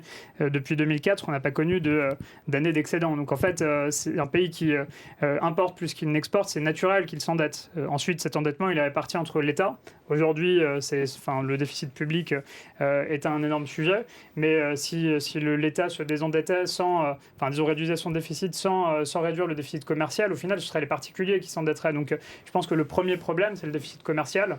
Et derrière, le sujet du déficit public, disons que le déficit public sera réduit une fois qu'on aura réussi à reconstruire une industrie, une économie susceptible d'exporter et de répondre à nos besoins. Je vous propose qu'on laisse là pour le moment, puisque vous ne serez évidemment pas d'accord. Il n'y a aucune raison, mais vous êtes là aussi pour ça. Merci messieurs, en tout cas pour cet échange courtois. Dans le chat, Twitch Guild TV nous dit, salut Twitch Guild TV, qui nous dit, mais pour revenir aux commissions d'enquête parlementaire, qui nous dit, mais depuis qu'on fait des commissions, mais en fait, il n'y a rien qui se fait sur aucun sujet. C'est pas tout à fait vrai, Audrey. Non, parce qu'en fait... ça a des pouvoirs d'investigation assez lourds, une commission d'enquête parlementaire. Quand il y a une commission d'enquête, déjà, la personne qui va répondre, c'est sous serment. Donc en fait, si elle ment, elle peut être après inquiétée par la justice. Et il ne peut pas y avoir d'enquête judiciaire en même temps, mais par contre, une commission d'enquête peut après donner lieu à des choses devant la justice. Donc non, c'est pas rien. On a vu avec l'affaire Benalla, il y a des choses qui sortent dans les commissions d'enquête. Là, moi, tout à l'heure, je vous parlais au Sénat d'une mission d'information. C'est pas du tout le même format. On n'est pas forcément... Parce qu'il y a deux, oui, parce qu'effectivement, je n'ai pas précisé. Il y a deux... Il y a deux choses qui sont faites en même temps. Ça permet d'aller chercher des pièces à Bercy. Donc ça, c'est hyper intéressant. Là, on parle d'une commission d'enquête. Donc il va falloir que les gens qui viennent répondre disent la vérité, parce que sinon, elles peuvent être inquiétées par la justice. Voilà. Il y a quand même plusieurs choses. Le premier point, c'est qu'il faut distinguer ce qui relève d'une faute pénale et ce qui relève de l'incompétence. Si par cas vous mettez une commission d'enquête contre tous les politiques dits incompétents, à ce moment-là vous mettez quasiment la moitié du temps le Parlement en situation de haute cour de justice. Le point essentiel qui doit être posé, c'est à quoi sert le Parlement. Le Parlement est là, selon la Constitution et selon la séparation des pouvoirs, pour contrôler l'action du gouvernement. Donc il s'agit de dire que comme on ne peut pas faire de contrôle en même temps, on fait du contrôle a posteriori. Donc le Parlement est chargé d'évaluer si Bruno Le Maire, Gabriel Attal ou à l'époque Elisabeth Borne et Emmanuel Macron ont menti, ont caché quelque chose et ont caché un dérapage budgétaire. Ensuite, si par cas ils ont commis une faute pénale, à ce moment-là, c'est la justice qui se saisira. Mais sur la situation politique qui est celle de l'incompétence, en démocratie, c'est le peuple qui est souverain et la sanction est électorale. C'est-à-dire que si par cas les Français considèrent qu'ils ont été incompétents, c'est à eux de s'exprimer en votant contre leur politique et en ne renouvelant pas leur mandat lors de prochaines élections. Louis Samuel. On avait peut-être, à titre personnel, mais je n'en dirai pas plus, mais dans une vie passée, je suis passé en commission d'enquête et je vous avoue que c'est glaçant. Quand on prête serment de ne pas mentir et de dire toute la vérité, on passe tous ces mots. Et c'est vrai que quand on est Bruno Le Maire, qu'on a une série de notes qui nous sont parvenues sur la situation budgétaire de la France et qu'on nous interroge sur notre décision de communiquer ou non telle information au Parlement ou au public, je pense qu'au contraire, une commission d'enquête peut avoir un grand intérêt pour permettre à certaines décisions qui n'ont pas forcément été très largement communiquées de faire surface, notamment sur la potentielle non-communication du dérapage budgétaire avant les européennes. Je pense à titre personnel que ça ne relèverait pas de l'incompétence mais de la faute. Mais la commission d'enquête qui sera lancée par la commission des finances de l'Assemblée le démontrera le moment venu. Oui, et puis il y a eu ce message, on en a parlé dans le reportage de France Télévisions. La vérité se fera. Là, clairement, au moment de la commission d'enquête, ils vont lui poser des questions là-dessus. Donc il y a un moment, il devra répondre finalement de ce message si mystérieux. Il va falloir qu'il s'exprime. Et il y a quand même une chose, c'est que les commissions d'enquête permettent quand même d'avoir des éléments supplémentaires. Ça veut dire qu'il y a des choses qu'on n'aurait pas su sans la commission d'enquête, notamment je pense à l'affaire Benalla, qui a quand même mis à mal le pouvoir en place, donc à l'époque le pouvoir d'Emmanuel Macron, qui l'a obligé de changer sur beaucoup de choses. Benalla, à l'époque, était salarié à l'Élysée, a été viré, entre-temps lorsque les faits ont été découverts. Donc une commission d'enquête conduisent à des effets politiques. Ensuite, après, en fonction des effets politiques, ça provoque une situation qui est complètement différente. Imaginons qu'on ait véritablement un dérapage financier. Ça va être difficile pour les prochains ministres de l'économie et des finances de dire qu'on va faire des prévisions de croissance qui vont être surboostées par rapport à la situation réelle, dans la mesure où ils savent que la prochaine fois, ils auront une commission d'enquête et que personne ne va arriver en commission d'enquête, comme ça a été rappelé précédemment. Deuxième point, c'est qu'on va avoir tout le processus d'information et de décision. On va savoir exactement quels ont été les échanges entre les différents acteurs concernés. Je pense que comme personne ne veut porter le poids de ce dérapage financier qui est important, chacun va donner sa propre version de l'histoire. Ça va être ensuite aux parlementaires et aux citoyens qui vont s'intéresser à ces commissions de se faire leur avis sur quelle est la vérité ou pas. Mais il faut quand même bien rappeler que la commission d'enquête n'est pas une cour de justice, c'est pas un tribunal, c'est uniquement là pour pouvoir contrôler l'action du gouvernement et dire qu'est-ce qui s'est passé, bien passé ou mal passé. Kyle nous dit dans le chat, salut Kyle, tu arrives bien tard aujourd'hui Kyle. Vous arrivez tard tous d'ailleurs, c'est curieux, vous arrivez tous en même temps. Cette commission d'enquête va en fait être l'occasion de faire le procès de la politique économique de Macron, et si jamais il y a la découverte de dissimulation, ce sera peut-être un argument supplémentaire pour justifier la destitution. Bon, c'est peut-être un peu excessif. Non, comme William, je pense qu'il faut distinguer ce qui relève de l'incompétence et ce qui relève de la faute. Enfin, le fait, disons que le procès de la politique économique de Macron, il sera fait le moment venu, il a été fait en juin. Enfin, je pense que les Français ont tranché et qu'on n'a pas besoin d'une commission d'enquête pour faire le procès de la politique économique qui a été menée ces 7 dernières années. Ensuite, je pense que ça permettra en effet de mettre en lumière certaines décisions de dissimulation qui auraient pu être réalisées. Et si c'est le cas, c'est très grave. Mais c'est vrai qu'une commission d'enquête, vous avez parlé de l'affaire Benalla, on pense aussi à l'affaire McKinsey. En commission d'enquête, on avait eu la révélation que McKinsey ne payait pas d'impôts en France et une prestation de serment d'un des responsables de McKinsey qui avait juré le contraire. Donc je pense que les effets politiques d'une commission d'enquête, c'est quelque chose d'assez fort parce qu'on peut à la fois entendre tous les intéressés, avoir différentes versions de l'histoire et par ailleurs... Ils sont obligés de venir d'ailleurs quand ils sont convoqués, mais ils sont obligés de venir, donc ça c'est intéressant aussi. On peut saisir tous les documents qui sont nécessaires pour vérifier leur dire. Donc en fait, quand Bruno Le Maire parlera de ses décisions sur la communication ou non des chiffres des comptes publics, il faudra qu'il ait en tête que les parlementaires pourront avoir accès à toutes les notes, toutes les fiches, tous les échanges de mails qui auront pu être réalisés sur la période. Donc je pense que c'est extrêmement fort et ça permettra de révéler si c'est de l'incompétence ou de la dissimulation. Ensuite, après, sur la question qui est posée, est-ce que ça peut mener à la destitution ?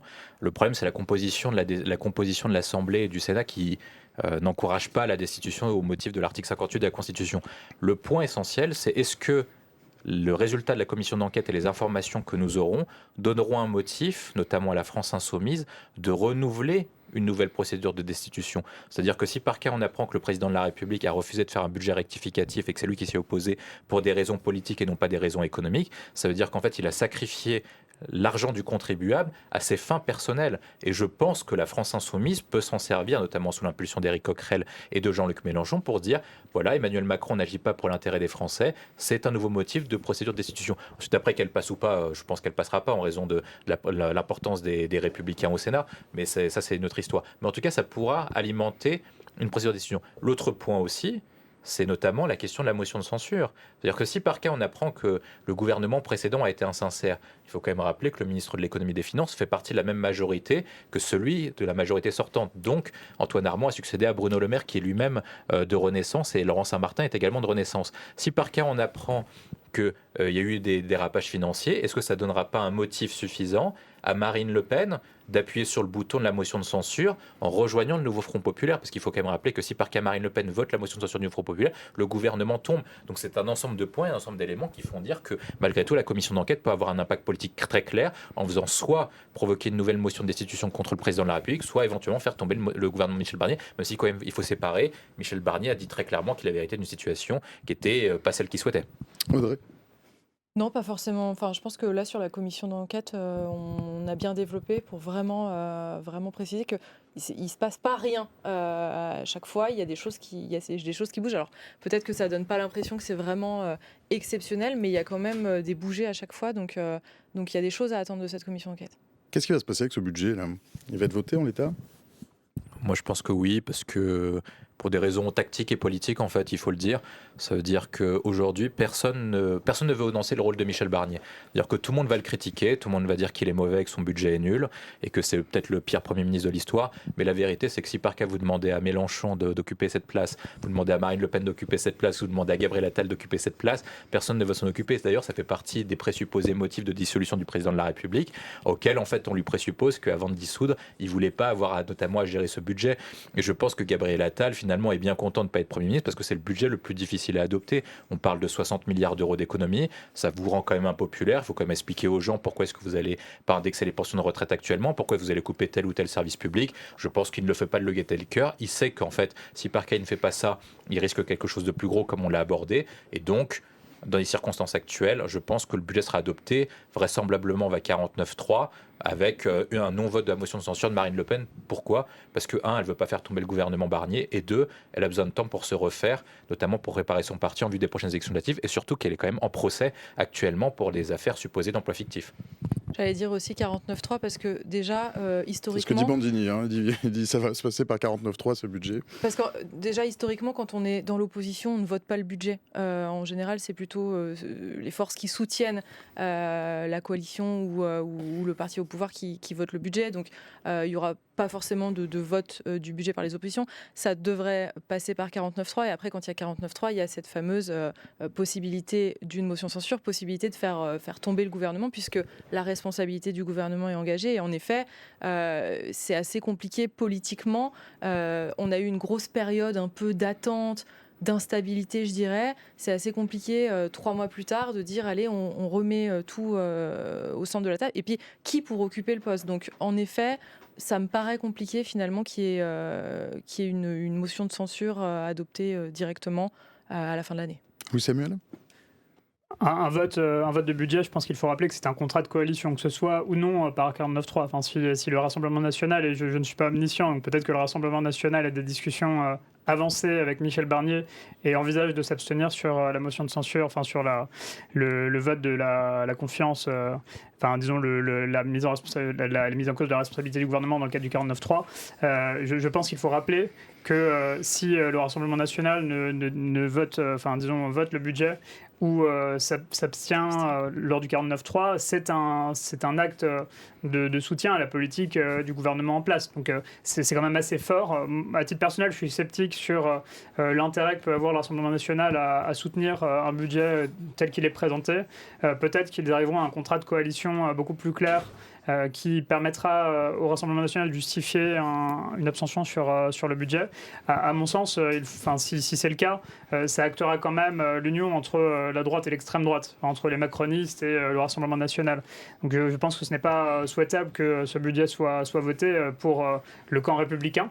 Ensuite, c'est parfaitement possible que le Rassemblement national arrive à un accord avec la Macronie.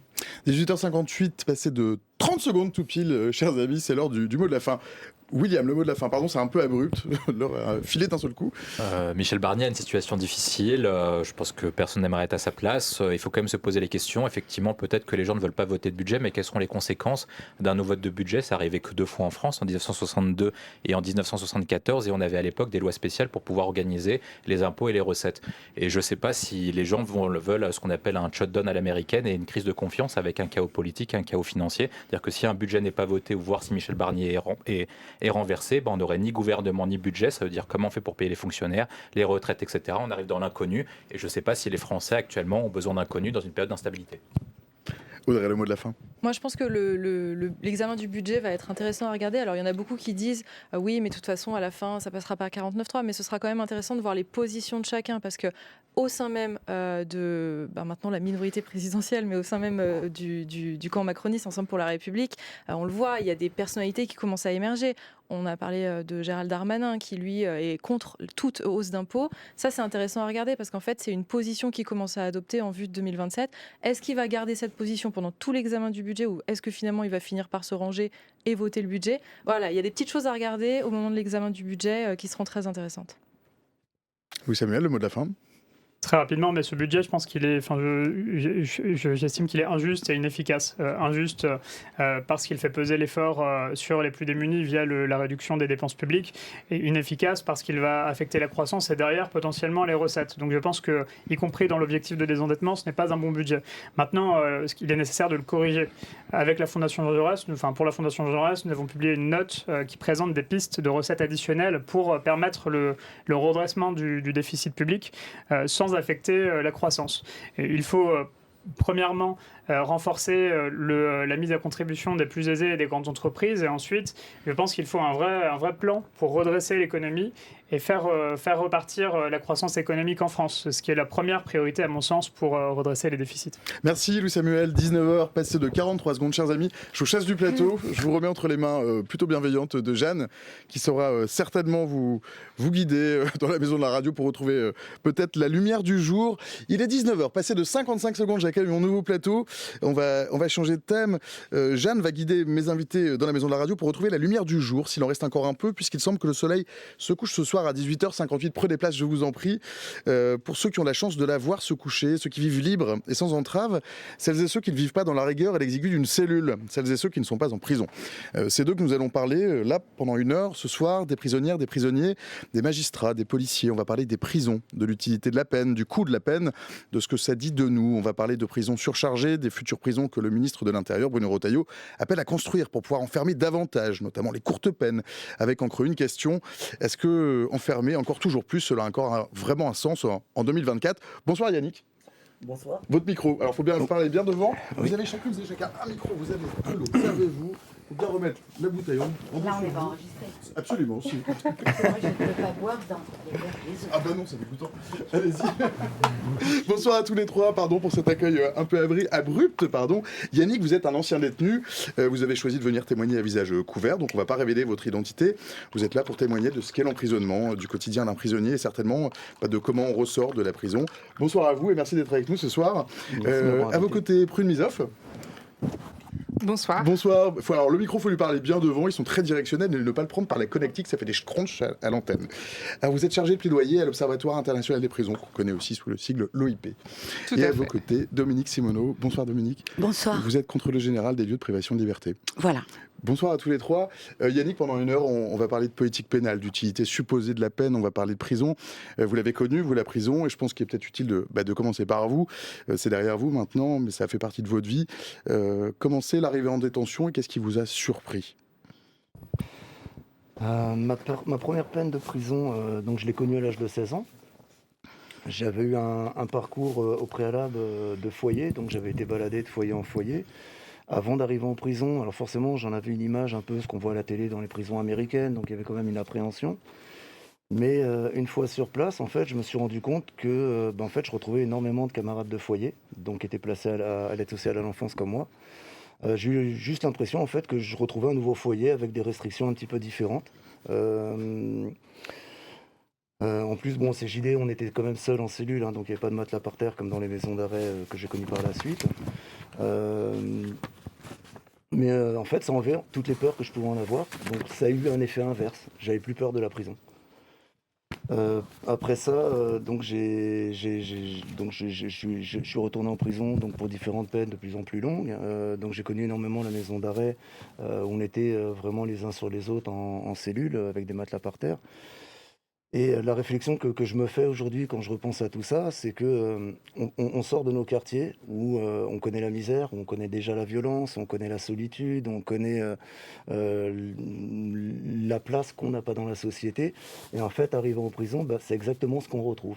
Donc c'est vrai que quand on arrive en prison et que on retrouve toutes ces choses, en fait c'est juste impossible de se trouver une place dans la société parce qu'on a en fait tout nous renvoie au fait que qu'on n'a pas cette place en fait, qu'on n'est pas accepté, qu'on n'est pas aimé, donc on n'a pas cette place en tout cas à prendre dans la société, quoi. Est-ce que vous avez trouvé ça utile ? Parlez bien près de... Non, évidemment, absolument pas, puisque Forcément, quand on est entouré en permanence d'autres délinquants, en fait, les seuls gens qu'on connaisse, c'est des délinquants. Donc on se fait un carnet d'adresses et puis c'est l'escalade vers des faits de plus en plus graves et donc des peines de plus en plus longues. Le résultat, il était là. Si l'effet était inverse, il n'y aurait pas la surpopulation qu'on connaît aujourd'hui et les records qu'on bat chaque année et plusieurs fois par année d'ailleurs. Prune, Dominique, c'est ce que raconte Yannick, ça fait écho à ce que vous avez constaté avec les gens que vous avez peut-être rencontrés. Dominique Simoneau. Totalement. Je peux même dire que c'est l'illustration parfaite. Il y a 2 jours, j'étais avec des détenus de la santé. Qu'est-ce qu'ils m'ont dit ?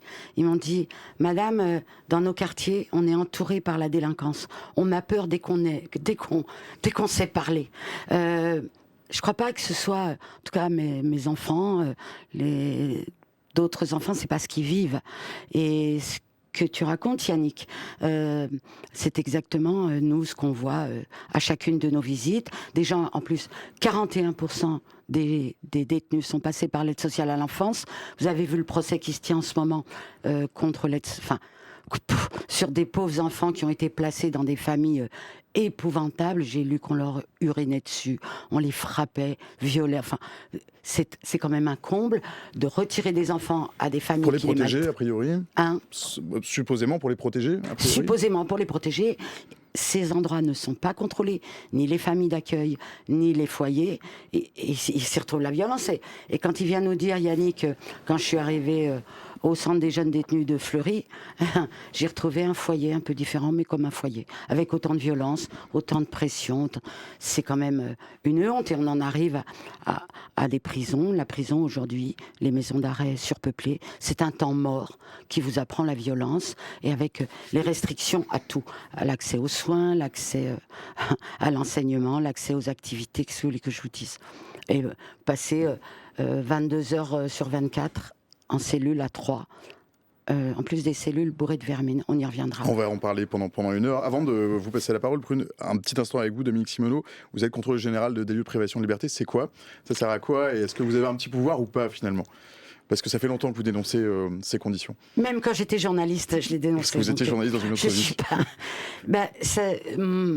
Mon institution, l'institution que je dirige actuellement, elle sert à visiter tous les lieux de privation de liberté où les gens arrivent par décision administrative ou judiciaire. Ça fait les centres de rétention pour étrangers, les centres éducatifs fermés pour les enfants, les prisons pour enfants, les prisons tout court, et les services fermés des hôpitaux psychiatriques où les gens sont enfermés, les malades sont enfermés, et les cellules de garde à vue. Voilà. Je n'ai pas le pouvoir d'ordonner faites ci ou faites ça, mais je dirais qu'après chacun de nos passages, des choses changent un peu, mais l'énorme problème qu'est la surpopulation carcérale, pour le moment, il va falloir que ça change. Et Prumisa, vous avez certainement quelque chose à en dire. Oui, je peux que rejoindre les 2 interventions précédentes. Peut-être pour poser la question du sens et de l'utilité, il faudrait revenir aussi sur ce que c'est en fait la prison, c'est-à-dire à quoi on enferme quand on enferme quelqu'un. Et aujourd'hui, effectivement, la réalité des maisons d'arrêt.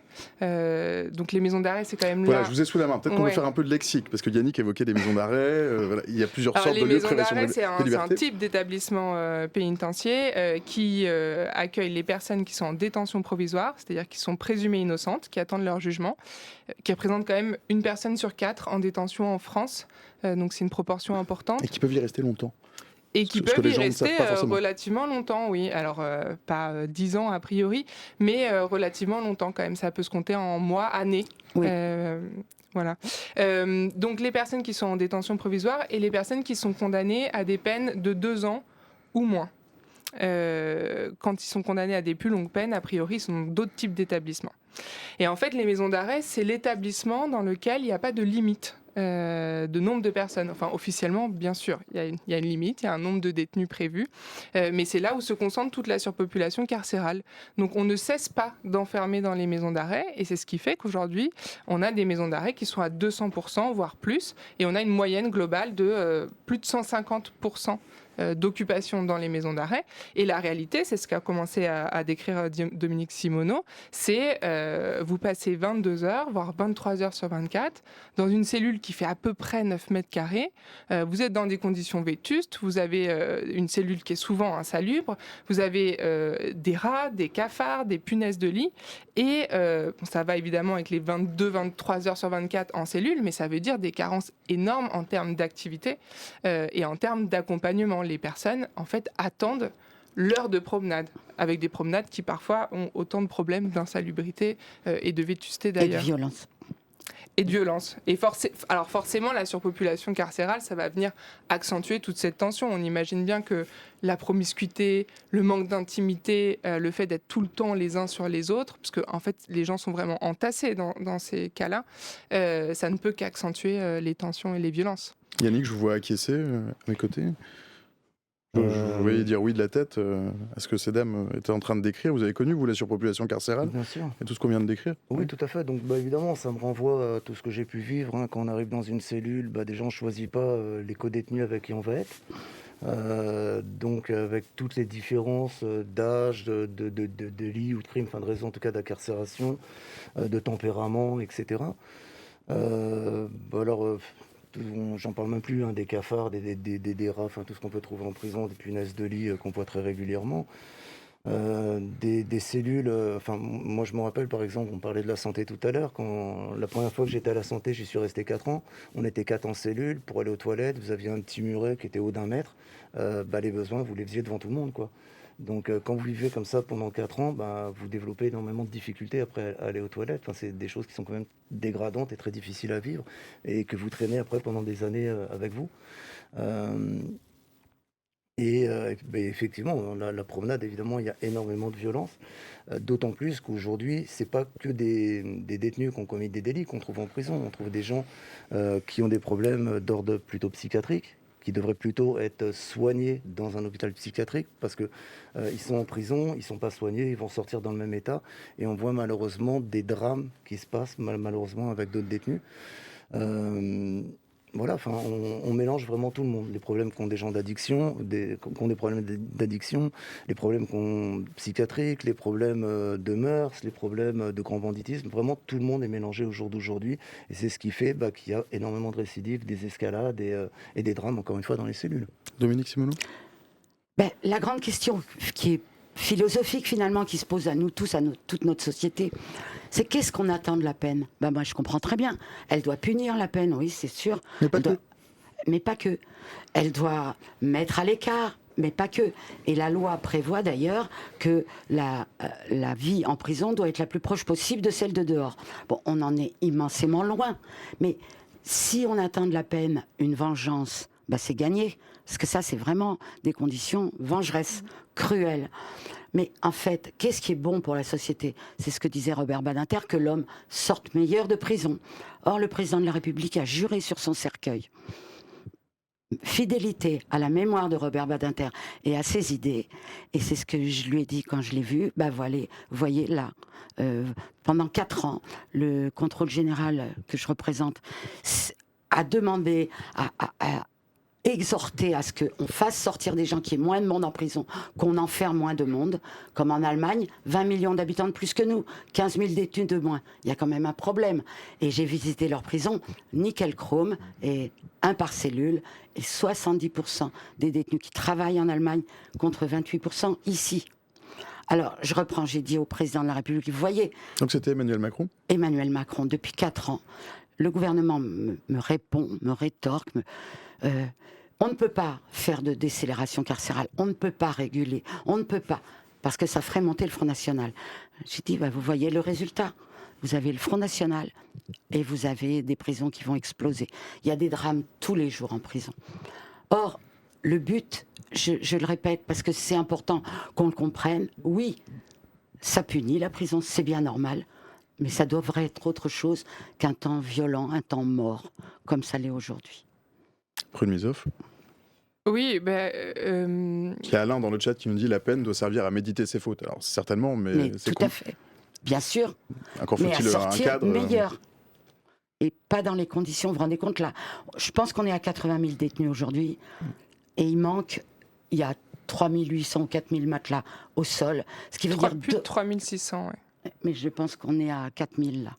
Et vous savez qu'il y a les détenus qui se mettent du papier toilette dans les oreilles et dans le nez pour ne pas que les cafaris entrent. Voilà. Oui, Et, pardon, et l'autre jour à part, pardon, hein, j'ai vu un monsieur de 81 ans, il dormait sur le matelas par terre. Voilà. Oui, mais alors effectivement, quand on parle du sens de la peine et qu'on raconte tout ça, en fait, on peut reposer la question un peu différemment et se dire à quel moment on peut imaginer que la peine de prison puisse avoir un effet positif quand on décrit tout ce qu'on vient de décrire. C'est-à-dire qu'en fait, on enferme quelqu'un, on ne pense pas à sa sortie. Aujourd'hui, la sortie de prison, ça relève vraiment de l'impensé. Et j'insiste sur ce 23 heures sur 24 en cellule, parce que ce sont les maisons d'arrêt, mais les maisons d'arrêt, c'est 70% de la population détenue aujourd'hui. Donc c'est vraiment une très large majorité des personnes qui sont concernées. On a été condamné par la Cour européenne des droits de l'homme début 2020, on a été recondamné en juillet 2023 pour des traitements inhumains ou dégradants. À quel moment on pense qu'infliger des traitements inhumains ou dégradants à des personnes va créer quelque chose de positif? Donc ça c'est la première chose. Et puis pour rebondir sur ce que disait Dominique Simoneau, sur la question de la décélération et de la régulation carcérale. Alors peut-être régulation carcérale en quelques mots.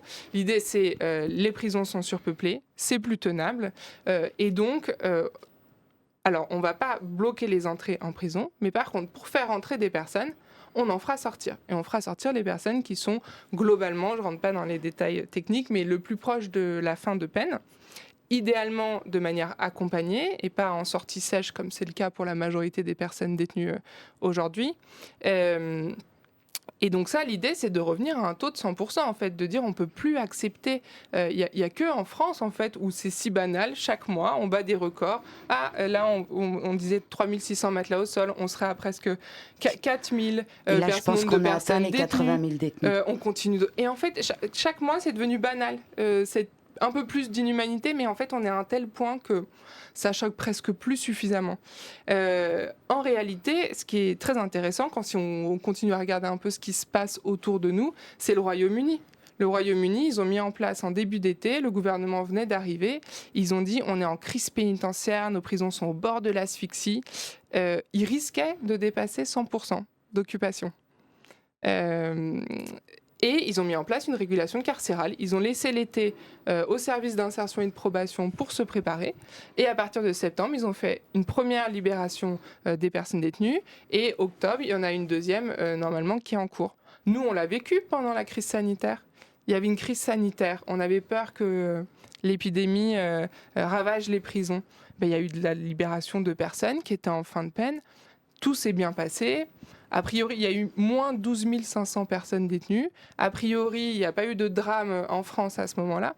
Donc en fait, on a l'expérience. C'est possible, c'est là, c'est à portée de main. Il y a un problème de courage politique évident, hein, parce qu'il y a des discours extrêmement démagogiques. Moi, j'en veux aux élus, parce qu'ils vont voir les prisons. Ils savent ceux qui y vont, ils le voient.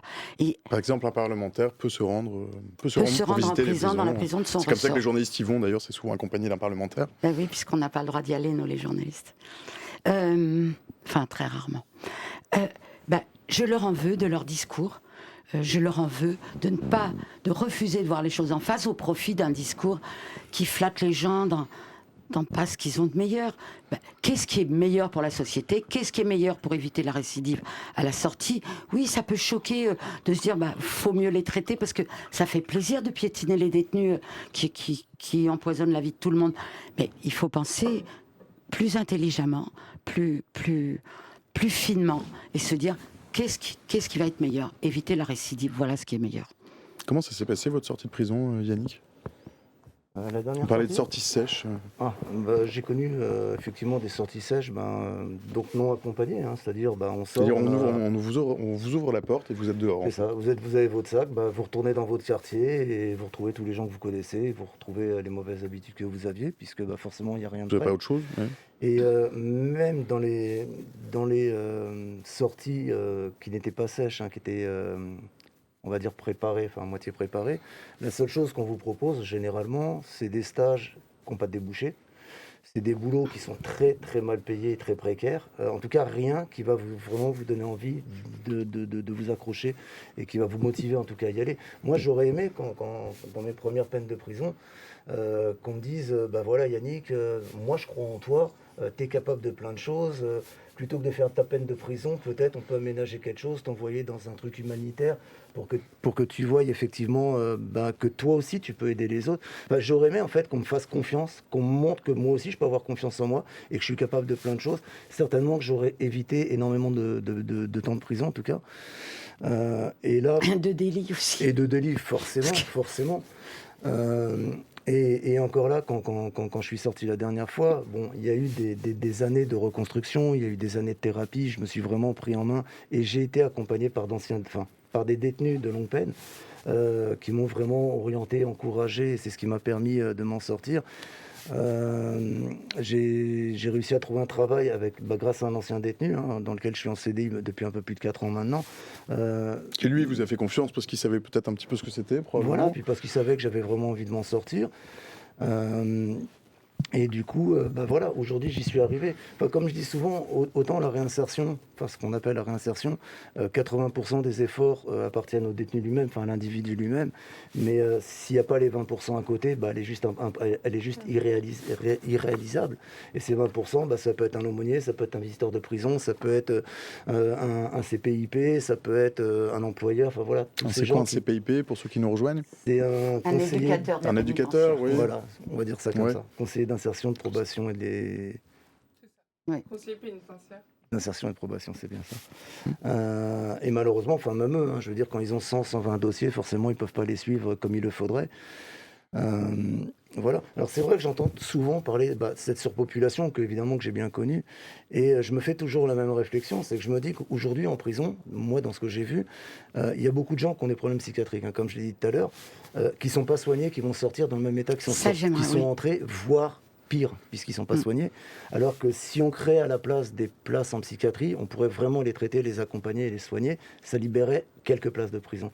Si à côté de ça, on prenait tous les gens qui ont des problèmes d'addiction, parce que je vois par exemple un mec qui va en prison pour une conduite en état alcoolique, il ne sera pas plus soigné, il va sortir, il sera toujours alcoolique. Donc la récidive, elle est quasi inévitable.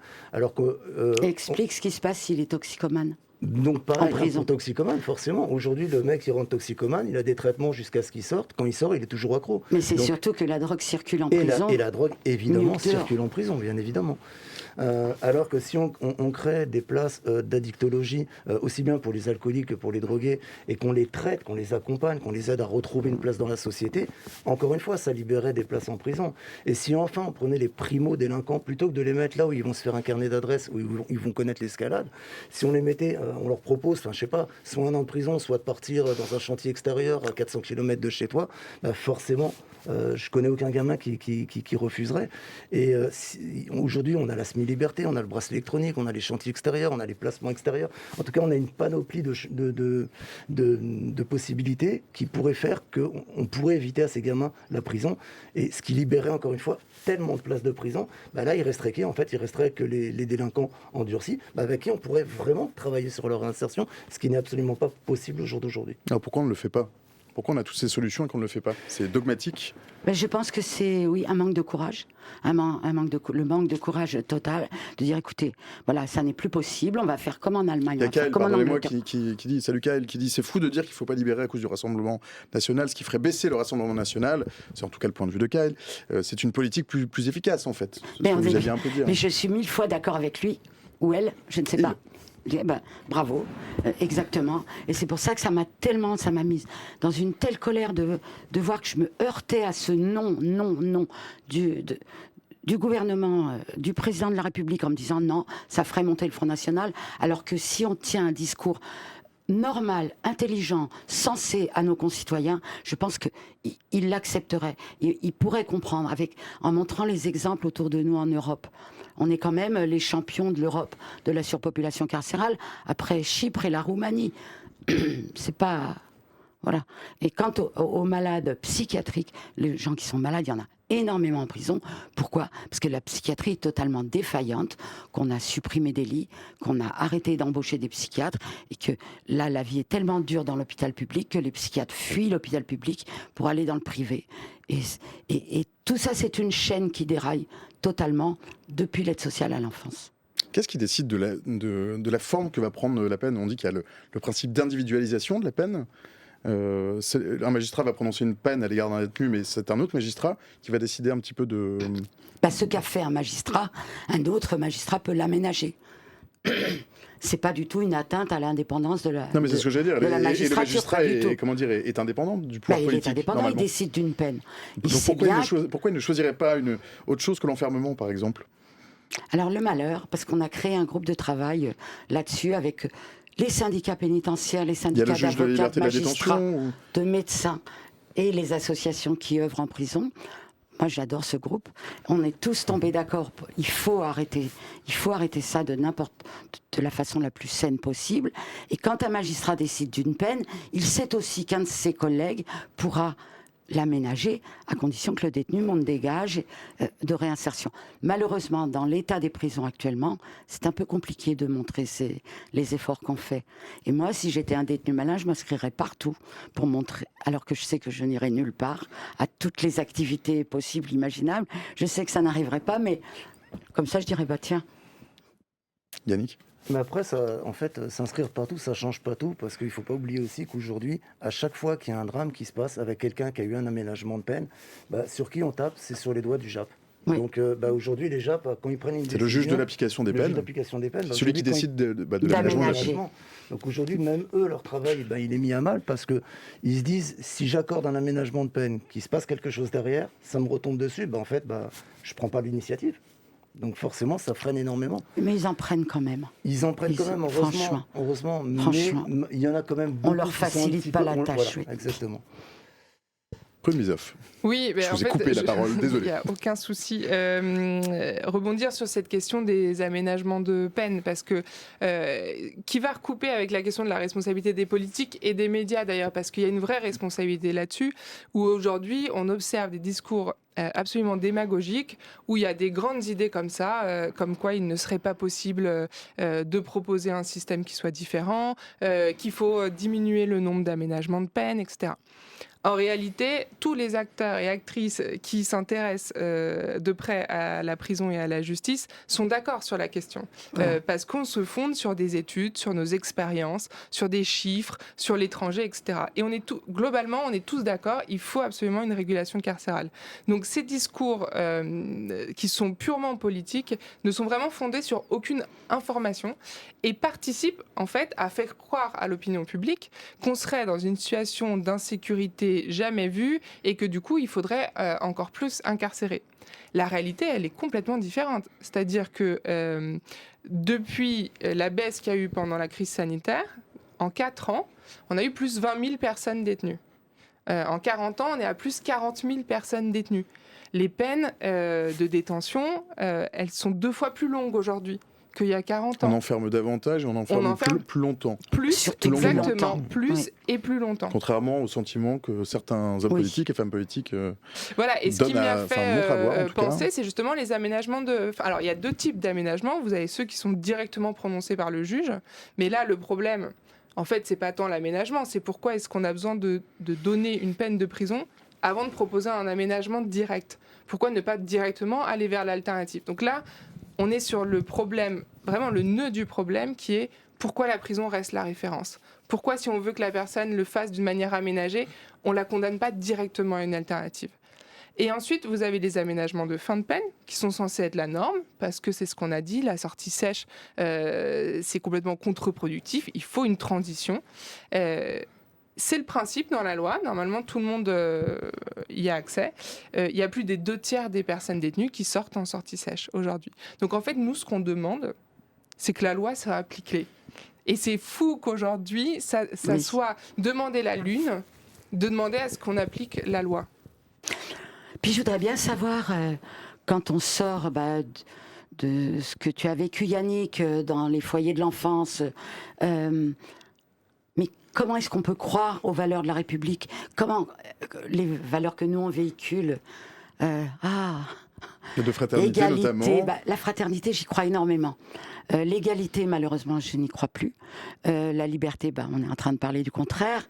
Et je trouve que c'est vraiment moche de se dire qu'on n'a pas le personnel politique qui est à la hauteur de ce qu'on pourrait construire, alors que j'y crois vraiment. Et d'ailleurs, pourquoi les professionnels qu'on représente à notre groupe de travail, et puis d'autres, pourquoi on ne nous écoute pas?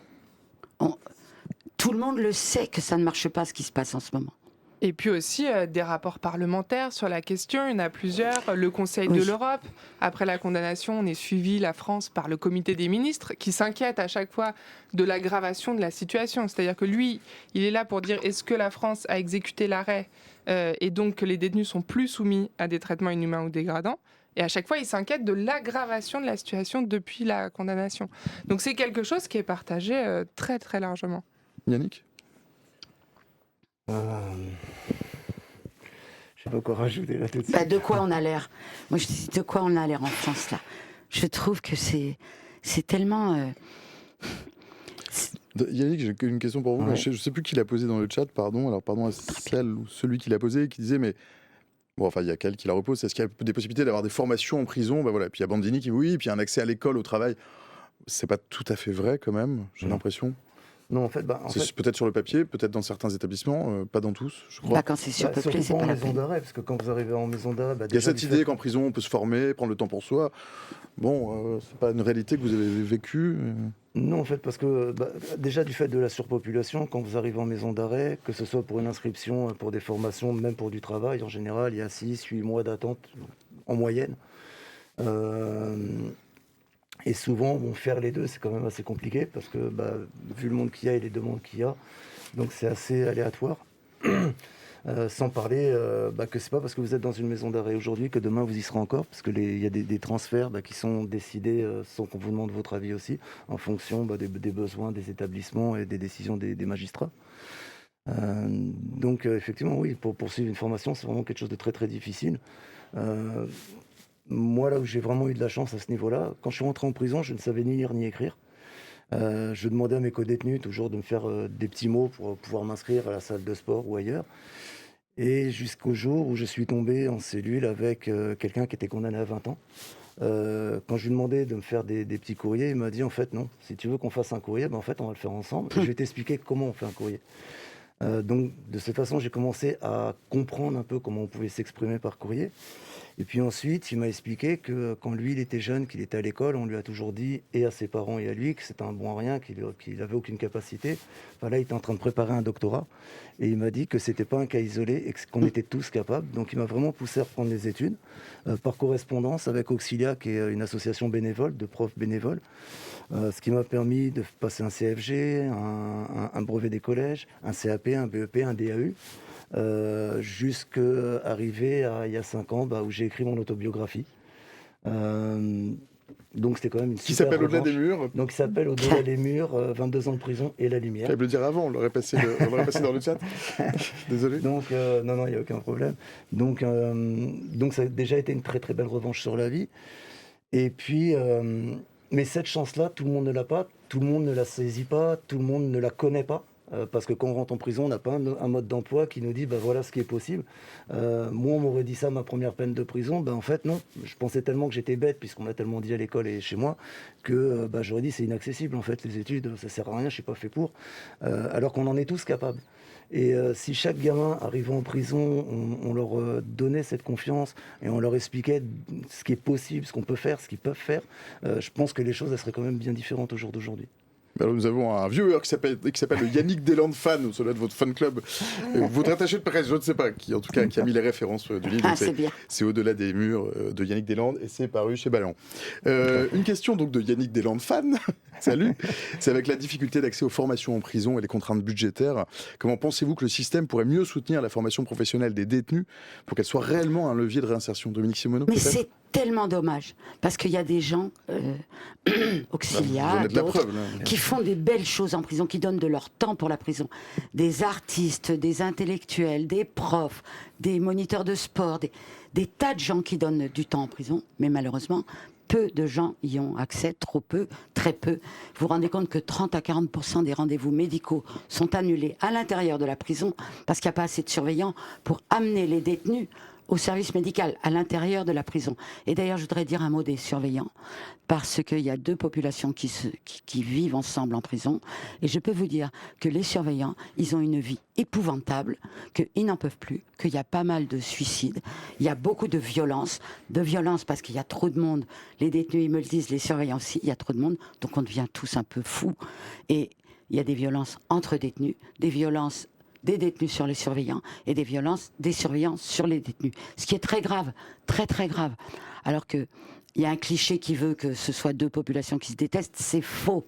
C'est faux. Et en plus... Elles vivent toutes les deux dans le même mais endroit. bien alors, sûr, mais une bien plus libre sûr. que l'autre, évidemment. Il y a des surveillants super, tu as dû en rencontrer, bon, moi aussi. Mais simplement, là, la situation est telle qu'elle est dramatique, elle est très inquiétante. Mais il va y avoir un énorme malheur. Il y en a tous les jours des malheurs.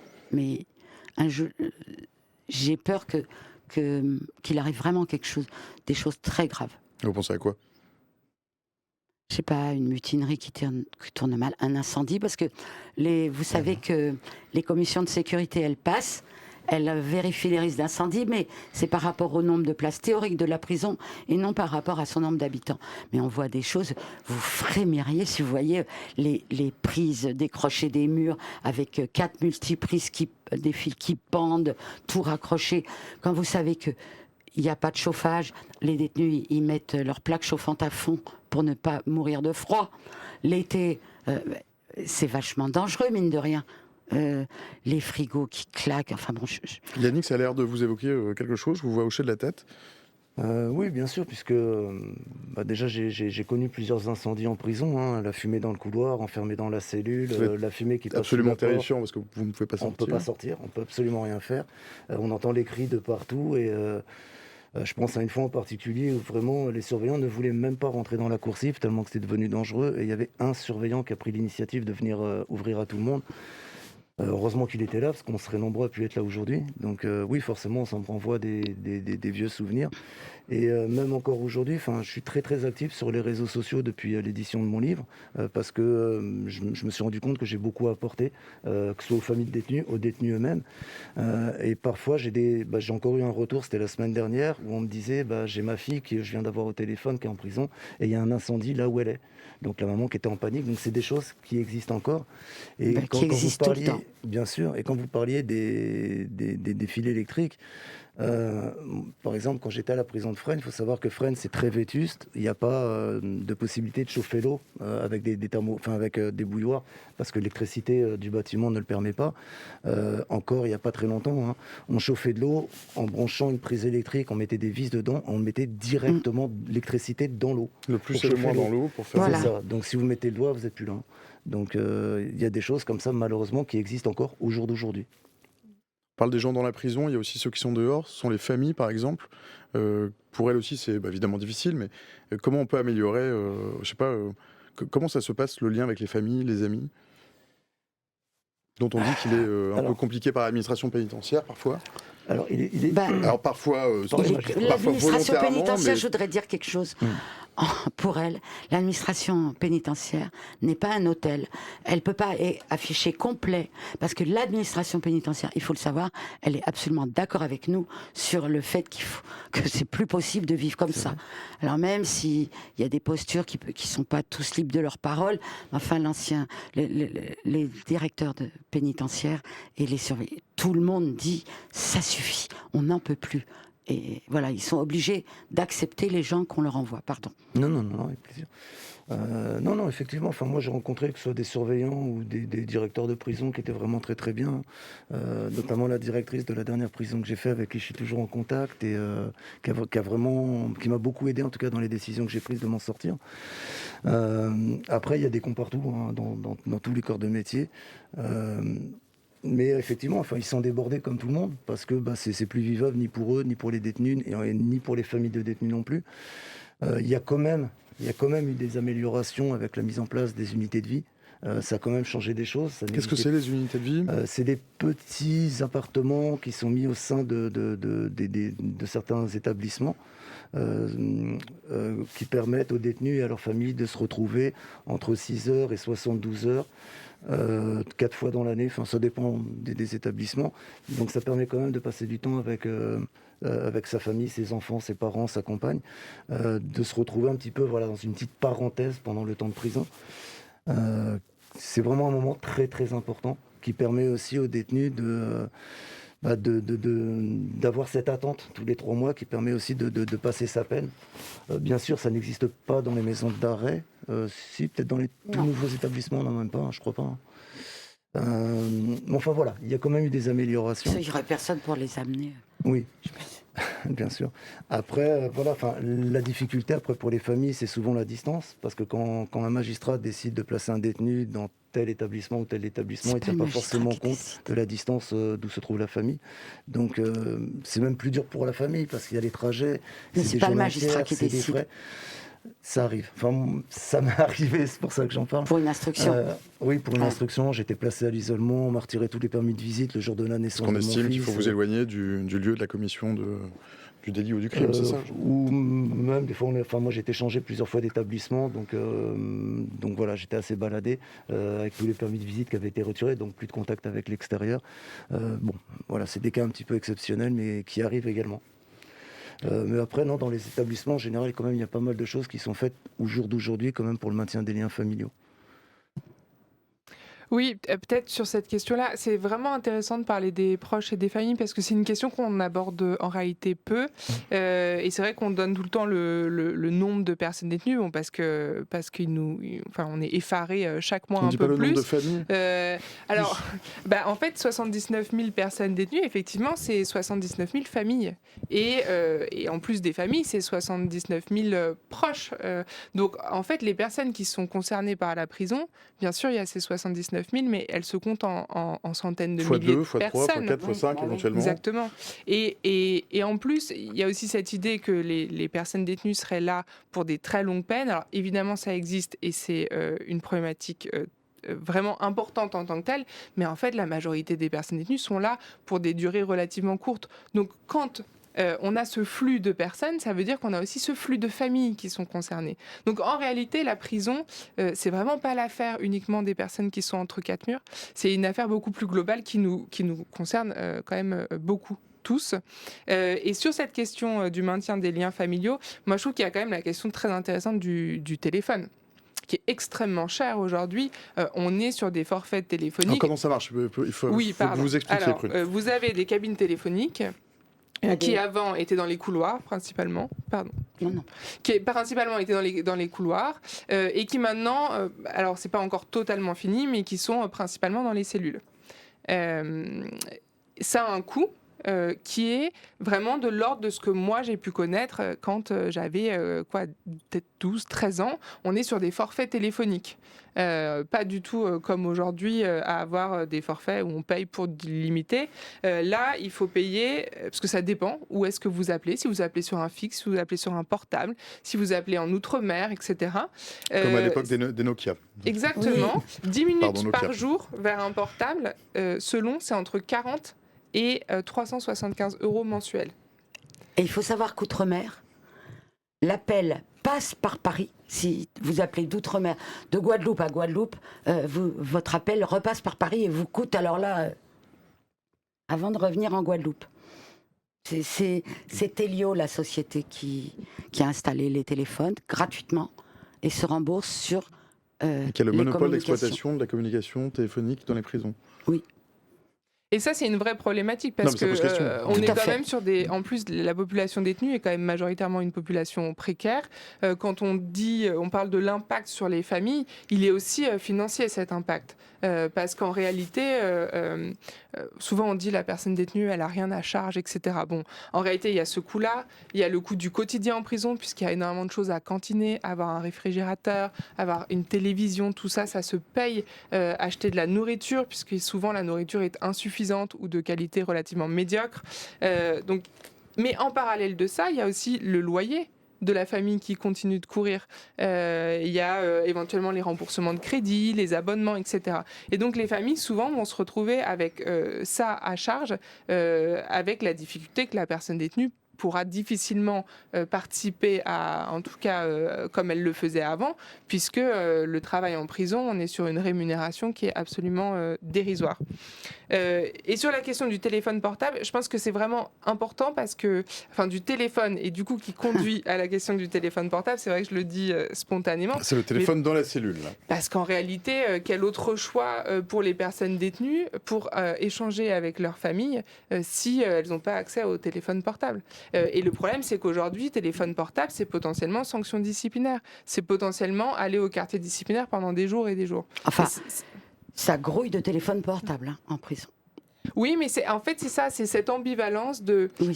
C'est relativement accepté, donc tant que vous ne ferez pas trop d'ennuis, on vous laissera votre téléphone portable. Par contre, le jour où on veut vous sanctionner, on sait que vous avez un téléphone portable. Il suffit d'ouvrir la porte, de fouiller la cellule, vous avez le téléphone et vous êtes sanctionné par du quartier disciplinaire. C'est vraiment typique de ce qu'on appelle la carotte et le bâton en détention. J'ajoute qu'il n'y a pas que le téléphone portable, parce que parfois, moi, quand je suis dans des coursives, dans un halo de shit, d'odeur de shit, de fumée, et les prises, les saisies sont très parcimonieuses, disons très prudentes, parce que tout le monde dans la prison sait que ça va calmer et qu'il vaut mieux que les gars fument un peu ou prennent je sais pas quoi pour que ça pète pas, quoi. C'est ce que vous aviez vécu, Yannick ? Oui, bien sûr. Enfin, comme je le dis souvent, en prison, aujourd'hui, on trouve un peu de tout. Entre l'allongement des peines et la surpopulation, c'était la manière d'établir une paix sociale. Donc, c'est plus que toléré aujourd'hui. C'est ce que dit Volka au moment où vous le dites. La paix sociale, nous dit Volka. C'est Volka, exactement vous ça. êtes connecté à Yannick. Non, et donc c'est vraiment ça. Je veux dire, on enlève les téléphones, on enlève les drogues qui apaisent beaucoup de monde. Les prisons ne tiendraient pas de toute façon, enfin pas dans l'état actuel des choses. Après, moi quand j'entends parler du téléphone portable, en réalité je trouve que c'est un faux problème parce que c'est vrai que tout le monde, souvent on entend oui mais les évasions et les trafics qui sont menés de là-bas, etc. À l'extérieur c'est pareil. On n'enlève pas tous les portables à tout le monde pour autant. Et au contraire, je veux dire, ça sert même aux services judiciaires pour mener leurs enquêtes. Tu connais l'histoire, forcément. Il y avait des évasions avant les téléphones portables. Exactement. En réalité. C'est pas le téléphone qui fait qu'il y a des évasions. Un des jour, trafics. dans une prison, il y a eu une grosse rafle de portables.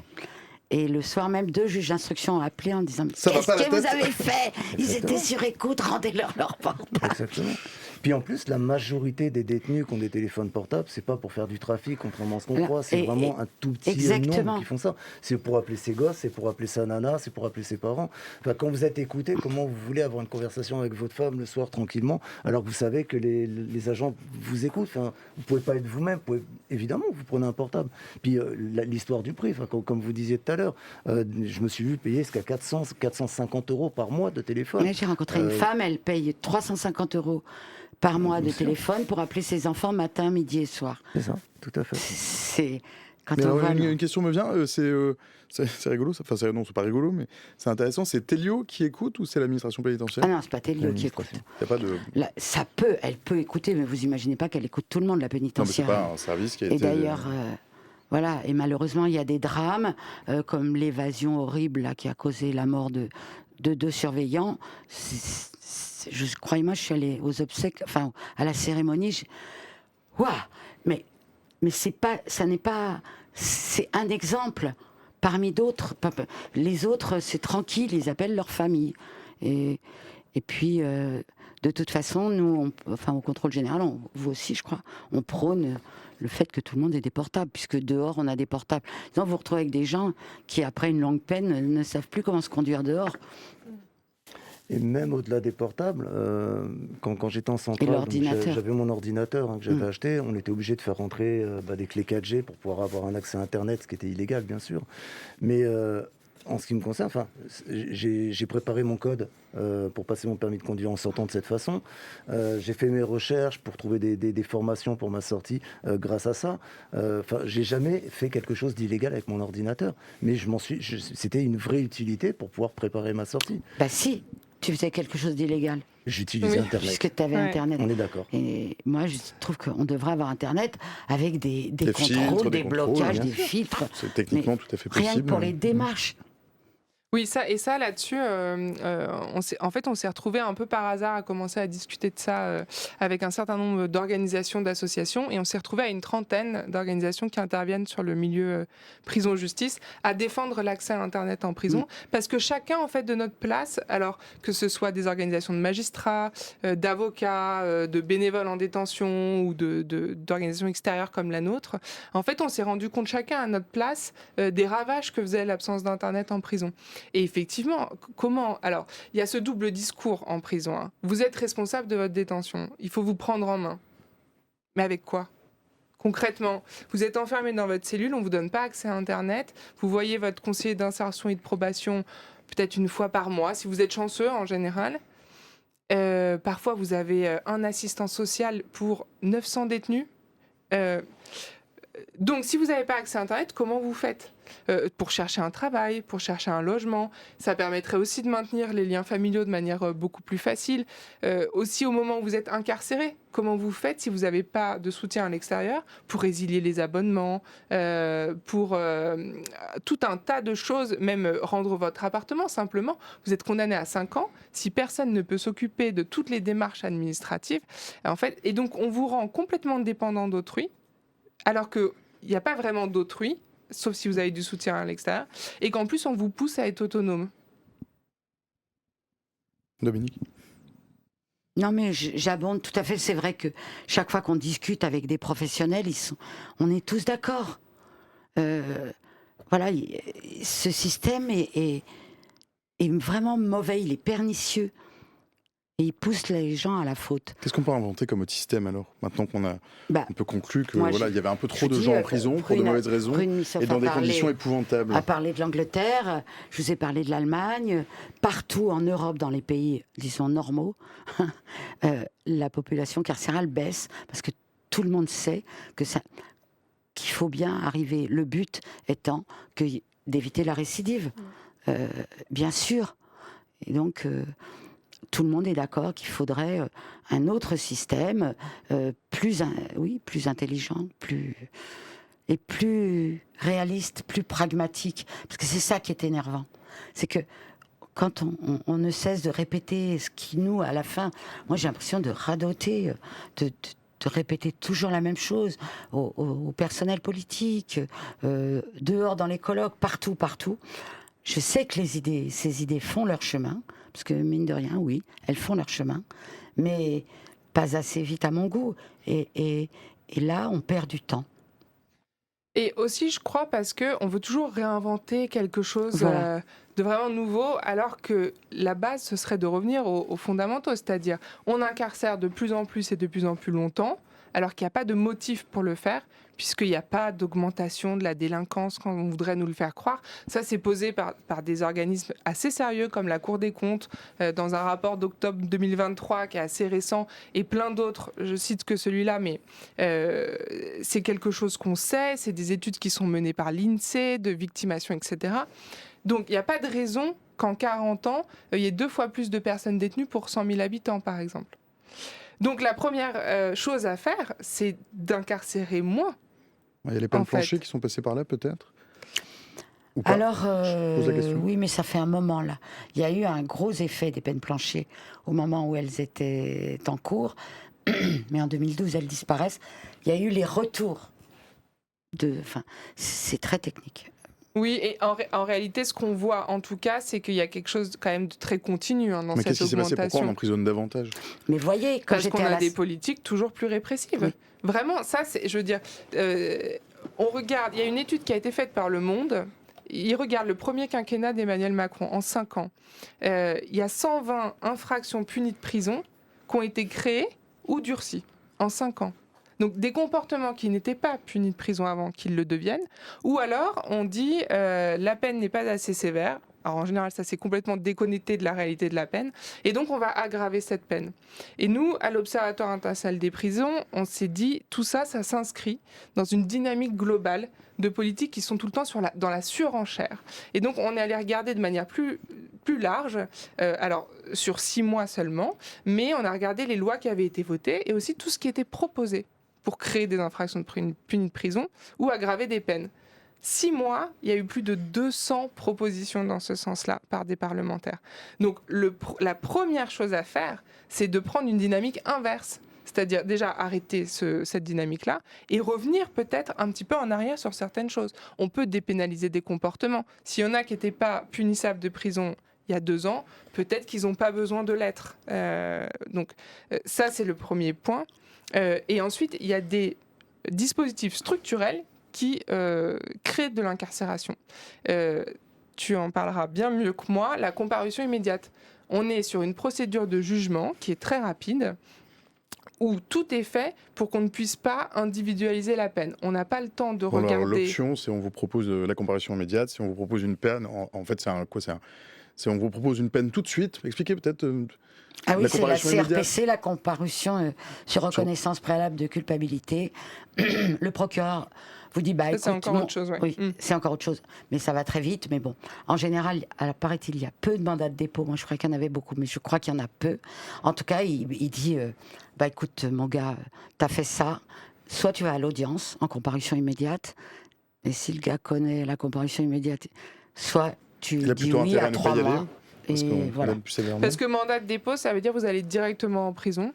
Et les comparutions immédiates, en réalité, ce qu'on sait, c'est que des personnes sans domicile fixe, des personnes sans emploi, ont beaucoup plus de probabilité d'être jugées en comparution immédiate. Et la comparution immédiate, c'est 8 fois plus de risque d'être condamné à une peine de prison ferme par rapport à une procédure classique. Pourquoi ? Parce que je crois que la moyenne, elle est autour de 10 minutes par audience. Non. Non. Ah, vous n'êtes pas d'accord. Tu dirais la comparution immédiate ? Ouais. Je dirais 20 minutes, une demi-heure. Ok. Bon, c'est très court. Mais c'est très court. C'est très court pour entendre 10 minutes, ce serait pour décider du sort de quelqu'un et de l'envoyer ou non dans une cellule. Enfin, surtout c'est ça quelqu'un que vous voulez dire. dont on, comme le dit Prune-Missoff, dont on ne sait rien. On ne sait rien de lui. Mais en fait, on n'a pas le temps d'aller vérifier. C'est-à-dire que l'individualisation de la peine, le fait d'aller chercher une alternative, ça va passer par connaître qui est cette personne, son emploi, son logement. Là, cet été, on a des militants qui sont allés voir des audiences et ils nous racontaient des cas où, parce qu'on était le samedi, en fait, ils ne parvenaient pas à appeler pour vérifier pour le logement, l'emploi. Et donc, la personne partait, par exemple, en détention provisoire, donc dans l'attente du jugement, en détention plutôt qu'une alternative, uniquement parce qu'ils n'avaient pas pu vérifier les choses. Donc, ça, les directeurs de prison, ils te disent à quel point ils sont désespérés de l'afflux de détenus provisoires venant des comparutions immédiates pour le week-end et qui vont donc devoir pousser les murs encore alors que lundi, il y aura l'audience. Pourquoi ne pas laisser... Et ça, tu l'expliqueras peut-être mieux que moi, mais en fait, la comparution immédiate, elle s'est vraiment élargie au fur et à mesure du temps. C'est-à-dire qu'au début, elle n'avait pas vocation à être aussi présente comme procédure. Et de plus en plus, ça s'élargit et donc ça concerne toujours plus de personnes. Et ça crée toujours plus d'incarcération. Donc là aussi, on a un levier intéressant sur lequel on peut travailler. Il n'y a pas besoin d'inventer grand-chose, il faut juste revenir un peu à l'essentiel. Mais moi, je dirais que tous nos concitoyens devraient aller voir les comparutions immédiates. Et les hommes politiques et le président de la République, je trouve, ils devraient aller... Non, il n'entrera pas dans la salle d'audience comme ça, mais bon, regardez ce que c'est qu'une audience de comparution immédiate. Vous avez vécu, Yannick, des comparaisons immédiates ? Oui, ma dernière affaire, on était 7 co-détenus, donc dans le cadre d'un trafic de stupéfiants, avec chacun des degrés différents de responsabilité, puisqu'il y avait le grossiste, les clients des clients, etc. Bizarrement, tout le monde a été condamné à la même peine, 4 ans tout le monde, allez hop. Donc voilà, c'était un résultat assez étonnant quand même pour tout le monde. 4 ans, c'est une grosse peine. Volker dans le chat qui dit en plus les gens ne savent pas qu'ils sont en droit de refuser pour préparer leur défense. C'est peut-être le cas aussi. Le malheur, c'est on m'a défendu en 20 minutes forcément. On le propose. Un délai pour préparer la défense, mais malheureusement c'est souvent en prison que ce délai se passe. C'est ça. Alors, C'est ce qui s'était passé, on nous avait accordé un délai de 2 mois, sauf qu'on est tous incarcérés au même endroit. Bah, oui. Mais l'audience en elle-même, ça n'a rien changé, je veux dire. Ça a été vraiment, ils ont balayé l'audience assez rapidement. Et puis, autant le procureur avait demandé des condamnations différentes en fonction du degré de l'infraction, enfin de la responsabilité de chacun, mais quand on a entendu vraiment la peine identique pour tout le monde, personne n'a compris en tout cas. Chers amis, je vois que l'heure tourne, il est 19h58, passé voilà. de 30 secondes, et j'ai promis de vous libérer à l'heure. Dominique Simoneau, le mot de la fin. Je vais reprendre Ou le mot de la suite, la conclusion. Je vais reprendre ce que m'a écrit un détenu très spirituel. Il m'a dit, vous vous rendez compte, madame, 120 € par jour, tout ça pour fabriquer de la récidive, ça fait un peu cher. Prune, le mot de la fin. Du coup, je vais rebondir sur la question du coût. Pour 2025, on va dépasser 5,4 milliards de dettes à cause de la construction de nouvelles places de prison. C'est une politique qui est extrêmement coûteuse et si on ne peut pas investir en fait, dans le reste, dans l'accompagnement, la réinsertion et dans un autre modèle, c'est aussi parce qu'on met tout l'argent dans la prison et ça, c'est l'argent de tout le monde. Donc on a tous une responsabilité collective pour demander à ce que notre argent soit mieux investi. Yannick, le mot de la fin. Souvent, je compare la délinquance à celui qui est dépendant à la cigarette. Et c'est pas parce qu'en fait, je connais pas de fumeur qui est heureux de fumer, mais Dominique Simoneau. Il y a vraiment des exceptions. Mais en tout cas, le fait est que c'est pas parce que on rechute 1 fois, 2 fois, 3 fois, 4 fois qu'on n'y arrivera pas à arrêter le tabac. La délinquance, c'est pareil. C'est pas parce qu'on rechute 1 fois, 2 fois, 4 fois qu'on n'a pas toujours cette volonté, qu'on n'y arrivera pas. Et je reste quand même convaincu que si on trouve les mains tendues au moment où il le faut, tous ensemble, on est vraiment capable d'éviter beaucoup de récidives et de permettre à beaucoup de gens, en tout cas, de vivre autrement. Merci Yannick. Je rappelle donc que vous êtes auteur de Au-delà des murs, paru chez Ballon, disponible certainement dans toutes les bonnes librairies. Il est 20h, passé de 8 secondes. Merci à tous les trois. Merci Yannick, merci Prumizov, merci Dominique Simoneau, merci d'avoir passé cette heure avec nous. Merci à vous. Merci. C'est la fin de ce stream, chers amis. Merci d'avoir suivi. Pour ceux qui ont raté le début, qui veulent le partager à leurs copains, leurs copines, leur maman, le stream est dispo en replay sur Twitch et sur YouTube, ainsi que sur le site de France Info. Le site de France Info, c'est franceinfo.fr. Pour ceux qui préfèrent le son, quelque chose qu'on fait plutôt bien ici à la Maison de la Radio et de la Musique. Vous pouvez réécouter tout ça en podcast sur toutes les plateformes, mais surtout sur celle de Radio France. La discussion se poursuit sur Discord. Peut-être que Jules l'a déjà mis le lien, sinon il va le mettre.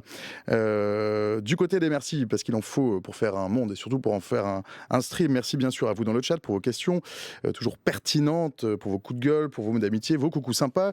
Merci aussi à Jérém à la modé. Merci à ma droite à Cyril à la réal. Merci à Steph Berlu au visuel. Merci aussi à Jeanne à la programmation.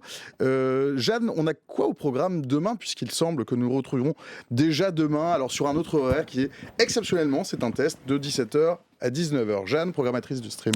Et oui, tout à fait. Demain, un autre horaire. On espère vous y voir. Demain, on va parler des États-Unis. On va parler du vote qui approche, n'est-ce pas, des élections. De l'élection américaine. Tout à fait. Et ensuite, on va aller sur Instagram qui nous promet, YouTube qui nous promettent de perdre, par exemple, 20 kilos en une semaine.